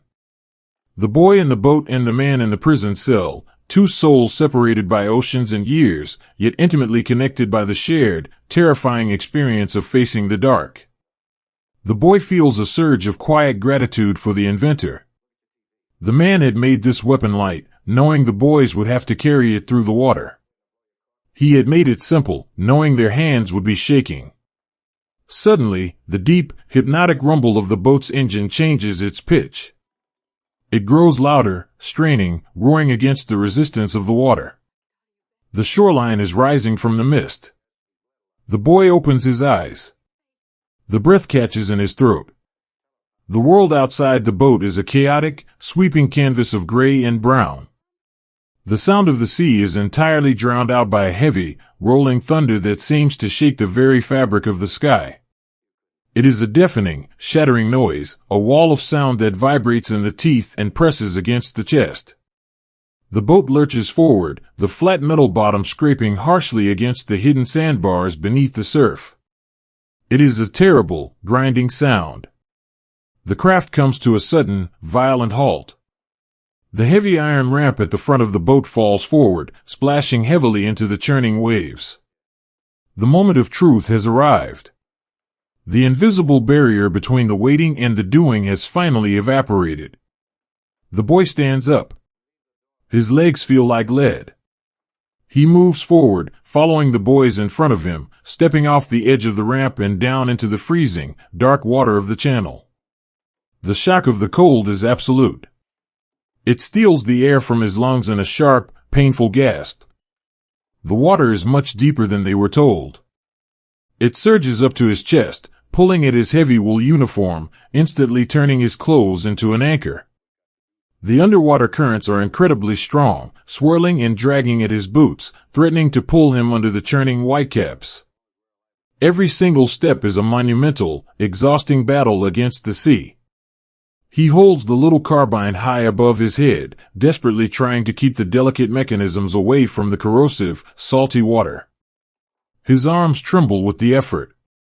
Around him, the water is a chaotic blur of movement and sound, but he forces his mind to narrow, focusing entirely on the tiny patch of sand just a few feet in front of him. Breathe in. Step forward. Push against the water. Breathe out. It is a slow, agonizingly vulnerable walk. He feels incredibly small, a tiny, fragile human being moving through a landscape that feels entirely designed to break him. But he does not stop. He cannot stop. He draws upon a quiet, hidden well of resilience he never knew he possessed, putting one heavy, waterlogged boot in front of the other. Finally, the water begins to recede. It drops to his waist, then to his knees. He stumbles out of the surf, his boots sinking deep into the soft, wet sand of the beach. The sheer physical exhaustion crashes over him like a falling building. His muscles burn with a fiery, intense ache, and his lungs heave, desperately pulling the cold morning air. He drops to his hands and knees in the shallows, the waves gently lapping at his boots. He is on the beach. But the relief is instantly shattered by a terrifying realization. As he fell to his knees, his hand slipped. The little carbine, the lightweight companion he had tried so hard to protect, has tumbled directly into the wet, churning sand. The boy freezes. A sharp, icy spike of pure panic pierces straight through his exhaustion. He knows what sand does to machines. He knows that grit and salt water are the absolute enemies of finely tuned steel. If the weapon is jammed, if the delicate springs and levers inside are choked with the heavy, wet earth of this foreign beach, he is entirely defenseless. He will be stranded in the open, holding nothing but a useless piece of wood. He quickly snatches the carbine from the ground. It is coated in a thick, abrasive layer of brown sand and dripping with seawater. It looks completely ruined. His hands are shaking violently now, his fingers numb from the freezing water. He crawls forward, seeking the meager shelter of a rusted, jagged steel obstacle rising from the beach. He presses his back against the cold metal, trying to make himself as small as possible. He takes a deep, ragged breath. He raises the muddy, dripping weapon, pointing it toward the distant sea wall. He grabs the charging handle. He expects it to bind. He expects the terrible, grinding sound of sand destroying the steel. He pulls it back. Click-clack. The sound is as clear and bright as a ringing bell. Inside the receiver, hidden away from the salt and the sand, the tiny, flawless piston sits perfectly sealed in its cylinder. The inventor in the prison cell had engineered it to be airtight, to float with a perfect, microscopic tolerance. It does not care about the beach. It does not care about the ocean. It simply breathes, exactly as it was designed to do. The boy pulls the trigger. The carbine fires. It is a sharp, clean sound that cuts through the rolling thunder of the morning. The little piston catches the expanding gas, pushing the action backward with a smooth, effortless grace. The empty casing ejects, spinning away into the sand. The mechanism snaps forward, loading the next round perfectly. It works. It is flawless. The boy leans his head back against the rusted steel obstacle, and a single, hot tear escapes from the corner of his eye, tracking down his cheek to mix with the cold sea spray. It is a tear of profound, overwhelming relief. In this terrifying, chaotic landscape, where everything seems to be falling apart, this one small thing has held together. The inventor's promise was true. The loving hands of the women in the factories, who had carefully oiled and assembled this very piece of steel, are right there with him, protecting him in the sand. He is not just a lonely boy on a beach, he is carrying the strength, the resilience, and the quiet genius of an entire nation in his hands. It is so easy for these small, quiet moments of grace to be swallowed up by the massive, sweeping narratives of history. The history books remember the lines drawn on the maps, the dates of the invasions, and the grand speeches of generals. But they so rarely remember the sound of a perfectly sealed piston saving a boy's life in the wet sand, or the quiet, desperate prayers whispered in the belly of a landing craft. Uncovering these fragile, human stories requires sifting through mountains of forgotten letters and faded archives. It takes an immense amount of time, patience, and care to bring these whispers back into the light. If you feel a deep connection to these quiet, emotional journeys, and if you would like to help me continue unearthing them, I would be so incredibly grateful for your support. I have a Ko-Fi page where you can leave a small tip, even just a single $1, to support the massive research and time it takes to craft these stories. It is a gentle, wonderful way to help keep the lantern burning. Please, to keep yourself safe, only use the secure link I've placed in the description below. If you try to search for this on the internet, the top results are unfortunately often fake websites designed to scam you, and I want to make sure you are protected. The boy takes another deep breath. The panic has subsided, replaced by a quiet, steady resolve. He wipes a thick layer of wet sand away from the bolt with his thumb. He looks down the long, gray expanse of the beach. He sees the footprints of the boys who stepped off the boats before him. The tide is already beginning to rush in, gently washing the impressions away, smoothing the sand back into a perfect, unbroken canvas. But the boy knows they were there. He knows the path they took. He tightens his grip on the warm walnut stock of the carbine. It feels incredibly light in his hands, a perfect, balanced extension of his own will.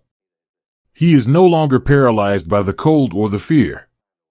The clockwork miracle has given him the one thing he needed most in this dark hour. It has given him hope.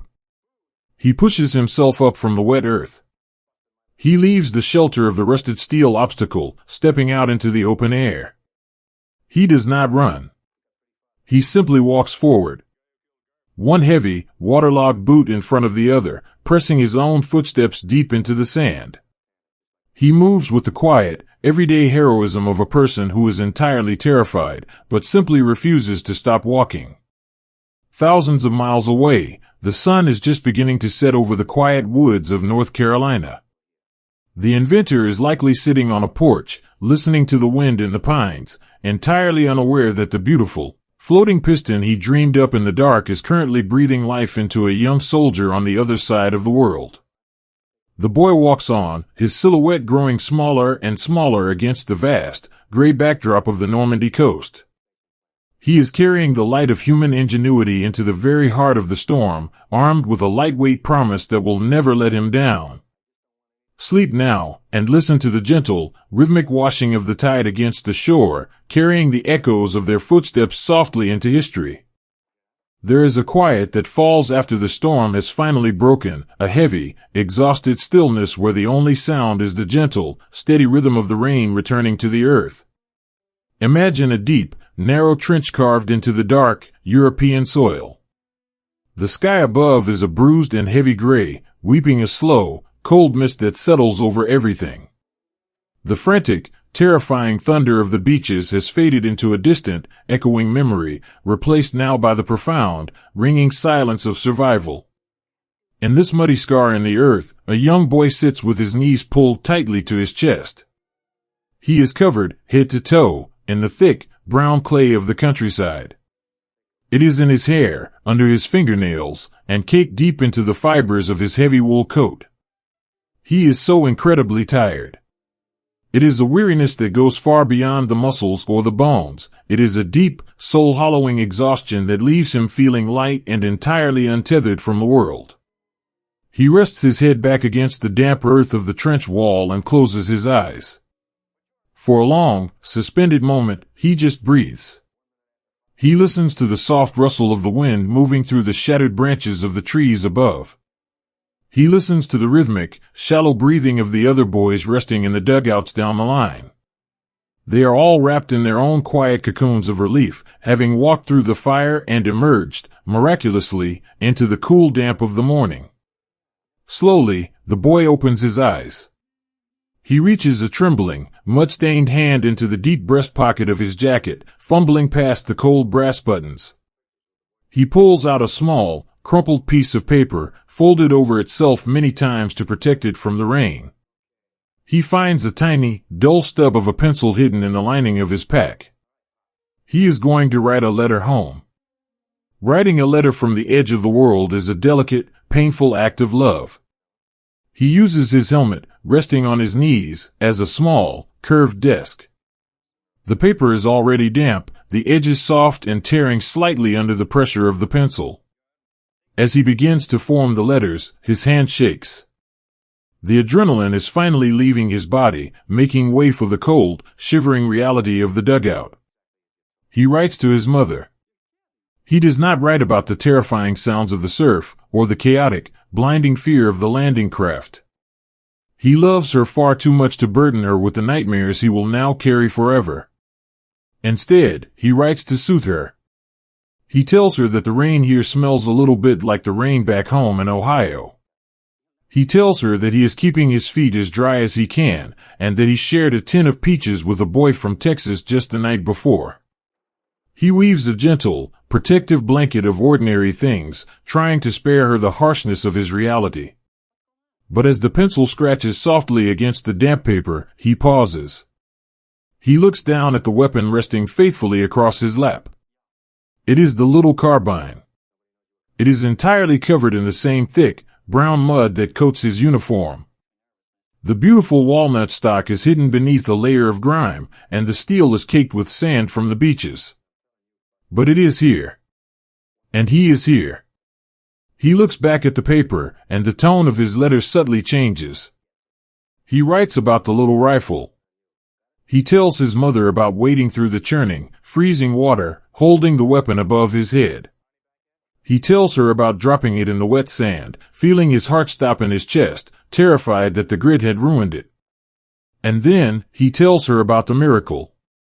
He describes how, when the world was falling apart around him, the little mechanism inside the wood simply ignored the mud. He tells her how it fired, smooth and clean, exactly when he needed it to. "Ma," he writes, the graphite smudging slightly under his thumb, "I don't know who made this little gun. But whoever he is, he saved my life today. It feels like I'm carrying a guardian angel." He does not know the truth. He does not know that his guardian angel was a man who once wore the faded stripes of a state penitentiary.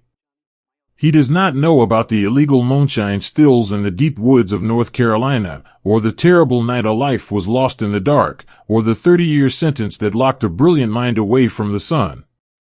He doesn't know about the secret drawings hidden under a thin, scratchy mattress, or the tiny, perfect piston burst from scrap metal in a prison machine shop. The boy in the mud only knows the profound, overwhelming gratitude of survival. He knows that someone, somewhere, cared enough to build a machine that was light enough for his tired arms to carry, and reliable enough to trust with his very breath. There is a beautiful, invisible thread stretching across the vast expanse of the ocean. On one end is the quiet inventor, seeking redemption for a terrible mistake, pouring his soul into a piece of steel to prove he still had value to the world. On the other end is this young, frightened boy in a muddy trench, relying on that exact piece of steel to see the sunrise. The inventor had traded his years in the dark to buy this boy a future in the light. The letters these boys sent home were often gentle, carefully filtering out the darkest shadows to protect the hearts of their mothers and wives. They smoothed over the terrifying realities of the mud, the wire, and the absolute chaos of the front lines.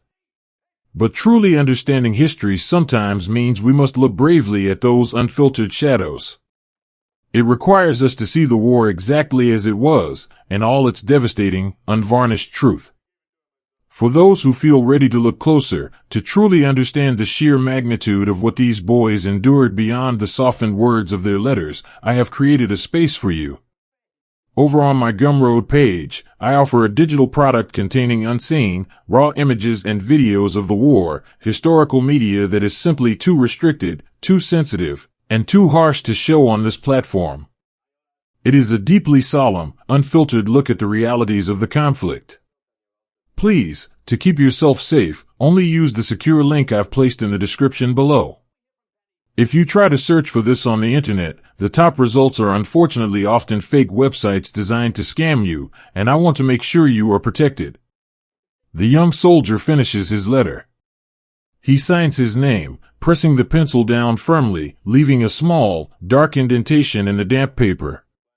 He carefully folds it, placing it into a small, brown envelope. He seals it, running his muddy thumb across the edge. This fragile, paper vessel will soon begin a miraculous journey. It will be collected in a canvas bag, carried back across the choppy waters of the English Channel, flown across the vast, gray Atlantic, and placed onto a train that will snake its way through the quiet, rolling hills of America. Finally, days from now, it will be placed gently into a metal mailbox at the end of a long dirt road. A mother will walk out onto her porch, wiping her hands on her apron. She will see the handwriting on the envelope, and her knees will grow weak with a sudden, overwhelming relief. She will sit at her kitchen table, tears tracking silently down her cheeks, reading the words of her boy. And when she reads about the little rifle that saved him, she will offer a quiet, whispered prayer of thanks to the unknown hands that built it. Back in the trench, the boy tucks the sealed envelope back into his pocket, resting it securely against his chest. The rain continues to fall, a soft, hushed whisper against the mud. The gray light of the afternoon slowly begins to fade into the deep, bruised purple of twilight. The exhausting adrenaline of the day has completely evaporated, leaving behind a heavy, pulling desire for sleep. He shifts his position, trying to find a comfortable angle against the hard earth of the dugout.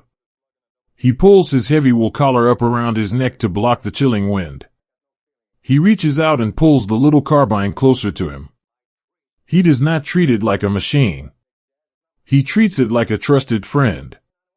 He rests his hand over the action, right where the tiny, flawless piston sleeps inside its steel cylinder. He can almost feel the quiet hum of the inventor's genius resting beneath the mud. He closes his eyes. The fear that had gripped him so tightly on the landing craft has washed away, replaced by a deep, quiet resilience. He is still thousands of miles from home. He is still sitting in the freezing mud of a foreign land, and he knows that tomorrow will bring another long, arduous walk into the unknown. But tonight, he is safe. He listens to the breathing of the boys around him, the soft chorus of a surviving brotherhood.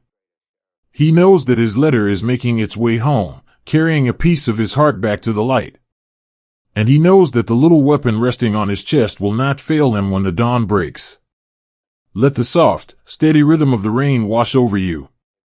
Let the heavy, muddy burdens of the day slide from your shoulders. The boys in the trench are finally resting, watched over by the quiet, invisible grace of an inventor who learned how to build hope in the dark. Sleep now, and let the peaceful, whispered silence of the evening carry you away.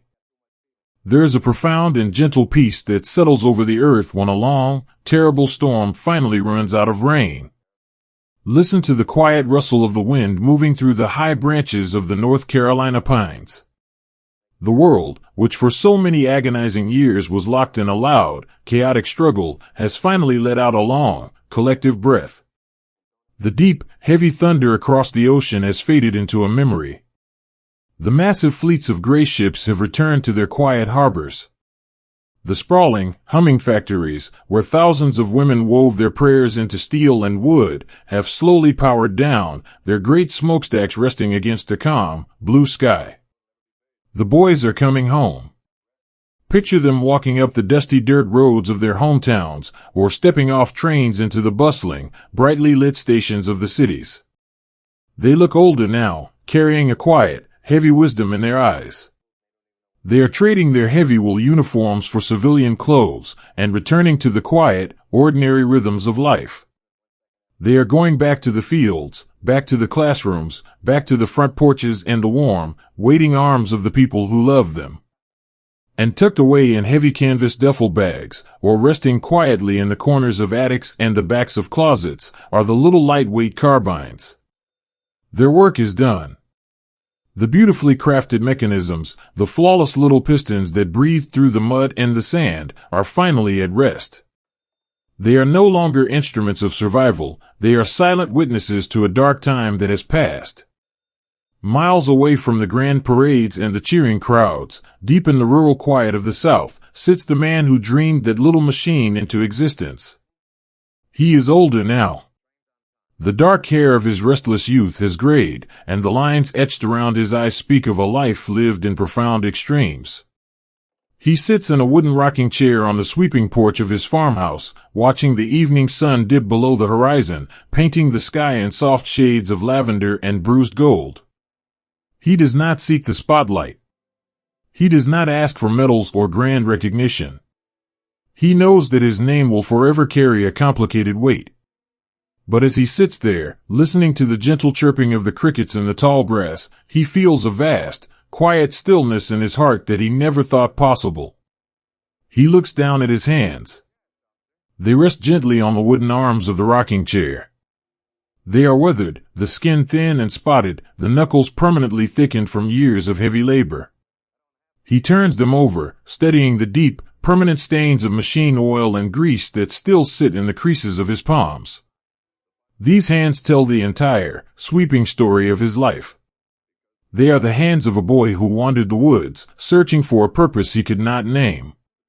They are the hands that built illicit, breathing machines in the dark hollows of the night. They are the hands that were bound in heavy iron chains, breaking unyielding stone in the blinding heat of the quarry. And they are the hands that, in the deepest, most desperate shadows of a prison cell, carefully folded tiny scraps of paper and carved a miracle from a discarded piece of wood. He thinks about the delicate balance of a human life. He knows that he can never truly undo the tragedy of his past. The echo of that single shot in the dark woods will always be a part of his story, a heavy stone he carries in his pocket. But he also knows that redemption is not about erasing the past. Redemption is about what you choose to build with the time you have left. He chose to build a protector. He took the brilliance of his mind, a mind that could have easily been swallowed by the dark and the rust of his cage, and he offered it to the world. Sometimes, in the quietest part of the afternoon, the local postman will drive up the long dirt road to the farmhouse. He will hand the inventor a small stack of envelopes, forwarded from the massive, brick offices of the manufacturing company up north. These are not official military documents or engineering blueprints. They are letters. The inventor takes them into the house, sitting at the sturdy kitchen table where his mother used to write her endless appeals for his freedom. He turns on the soft, yellow light of a small lamp, puts on his reading glasses, and carefully opens the envelopes one by one. The letters are written on all kinds of paper. Some are written on fine, embossed stationery. Others are written on cheap, lined notebook paper. But the words they carry are incredibly heavy, filled with a raw, unfiltered grace. They are letters from the boys who came back. He reads the words of a young man from the Midwest, who writes about falling from the sky into the dark orchards of France, and how the little folding weapon he carried gave him the courage to step out from behind the trees. He reads a letter from a boy who waded through the churning surf of a distant beach, thanking the unknown inventor for making a machine that didn't jam when it fell into the wet sand. And then, there are the letters from the mothers. These are the ones that make his hands tremble. A mother from a quiet town in the mountains writes simply to say thank you. She tells him that her son came home to her, that he is sleeping safely in his childhood bed down the hall, and that her boy told her he owed his life to the little rifle that never failed him in the mud. She pours her profound, overwhelming gratitude onto the page, sending a mother's deepest blessing to the man who built her son's shield. The inventor reads these words, and the hot, stinging tears spill over, tracking slowly down his withered cheeks. He takes off his glasses and presses the heels of his hands against his eyes. He thinks of the heavy iron doors slamming shut all those years ago. He thinks of the absolute, crushing certainty he had felt that his life was over, that he would leave no positive mark on the earth. And yet, here he sits, holding the written proof that his mind, working in the darkest of places, had reached across oceans to bring somebody else's child safely home. It is the ultimate, quiet victory of the human spirit. It is the realization that even the most broken, discarded pieces of society can forge instruments of profound salvation. Preserving these quiet, intimate moments of history, the tear-stained letters, the silent prayers of mothers, the reflections of redeemed men, is a gentle and delicate art. History is not just made of grand battles and soaring speeches, it is woven from these fragile, human threads. To uncover them requires a dedication to looking past the loud monuments and seeking out the quiet whispers of the past. If you find comfort in these deeply personal stories, and if you wish to wander further into the emotional landscapes of history with me, I warmly invite you to join our community on my Patreon. There, you can find free podcasts that explore these quiet corners in even greater depth, raw and unblurred video sections to truly immerse yourself in the past, and a tip jar to help sustain the endless hours of research it takes to bring these stories to you. It is a peaceful place for those who love the human side of history. Please, to keep yourself safe, only use the secure link I've placed in the description below. If you try to search for this on the internet, the top results are unfortunately often fake websites designed to scam you, and I want to make sure you are protected. The inventor carefully folds the letters and places them back into their envelopes. He ties them together with a small piece of twine and places them in a wooden box on his desk, a box that looks very much like the one he carried north to the factory so many years ago. He turns off the lamp and walks back out onto the porch. The night has fully settled in. The sky is a vast, breathtaking canvas of deep indigo, dusted with millions of bright, silver stars. The air is cool and sweet, carrying the familiar, comforting scent of damp pine needles and turned earth. He takes a deep breath, letting the clean night air fill his lungs. He thinks about his legacy. The history books will likely focus on the machine itself. They will talk about the flawless design of the short-stroke piston, the lightweight balance of the wood, and the sweeping numbers of weapons produced in the roaring factories. They will talk about the engineering marvel that changed the way the world thought about firearms. But the inventor knows that the true legacy is not made of wood or steel. The true legacy is out there, sleeping peacefully under this very same blanket of stars. His legacy is the young man who will wake up tomorrow morning to harvest his wheat. His legacy is the father who will sit at a dining table, surrounded by the laughter of his children, pouring a glass of milk for a son who was born because his father survived the mud. His legacy is the countless family trees that were allowed to continue growing, branching out into the future, all because a tiny piece of metal breathed exactly the way it was supposed to in the dark. He leans back in his rocking chair, feeling the gentle, rhythmic motion soothe his tired bones. He has come full circle. He is back in the woods where his restless spirit first sought answers in the shadows. But the restlessness is gone. The heavy, invisible chains of guilt and regret have finally rusted and fallen away. He has paid his debts to the world, not just with time served in a cell, but with the brilliant, redemptive fire of his own mind. He looks out at the dark tree line, the shapes of the ancient pines standing like silent, peaceful guardians over the land. He does not fear the shadows anymore. He knows that the dark is not just a place for hiding, it is also a place where a tiny, fragile spark can be nurtured into a brilliant light. Let the quiet rustle of the evening wind wash over you. Let the heavy burdens of your own day loosen their grip, slipping away into the night. We are all carrying our own quiet histories, our own invisible scars, and our own profound hopes.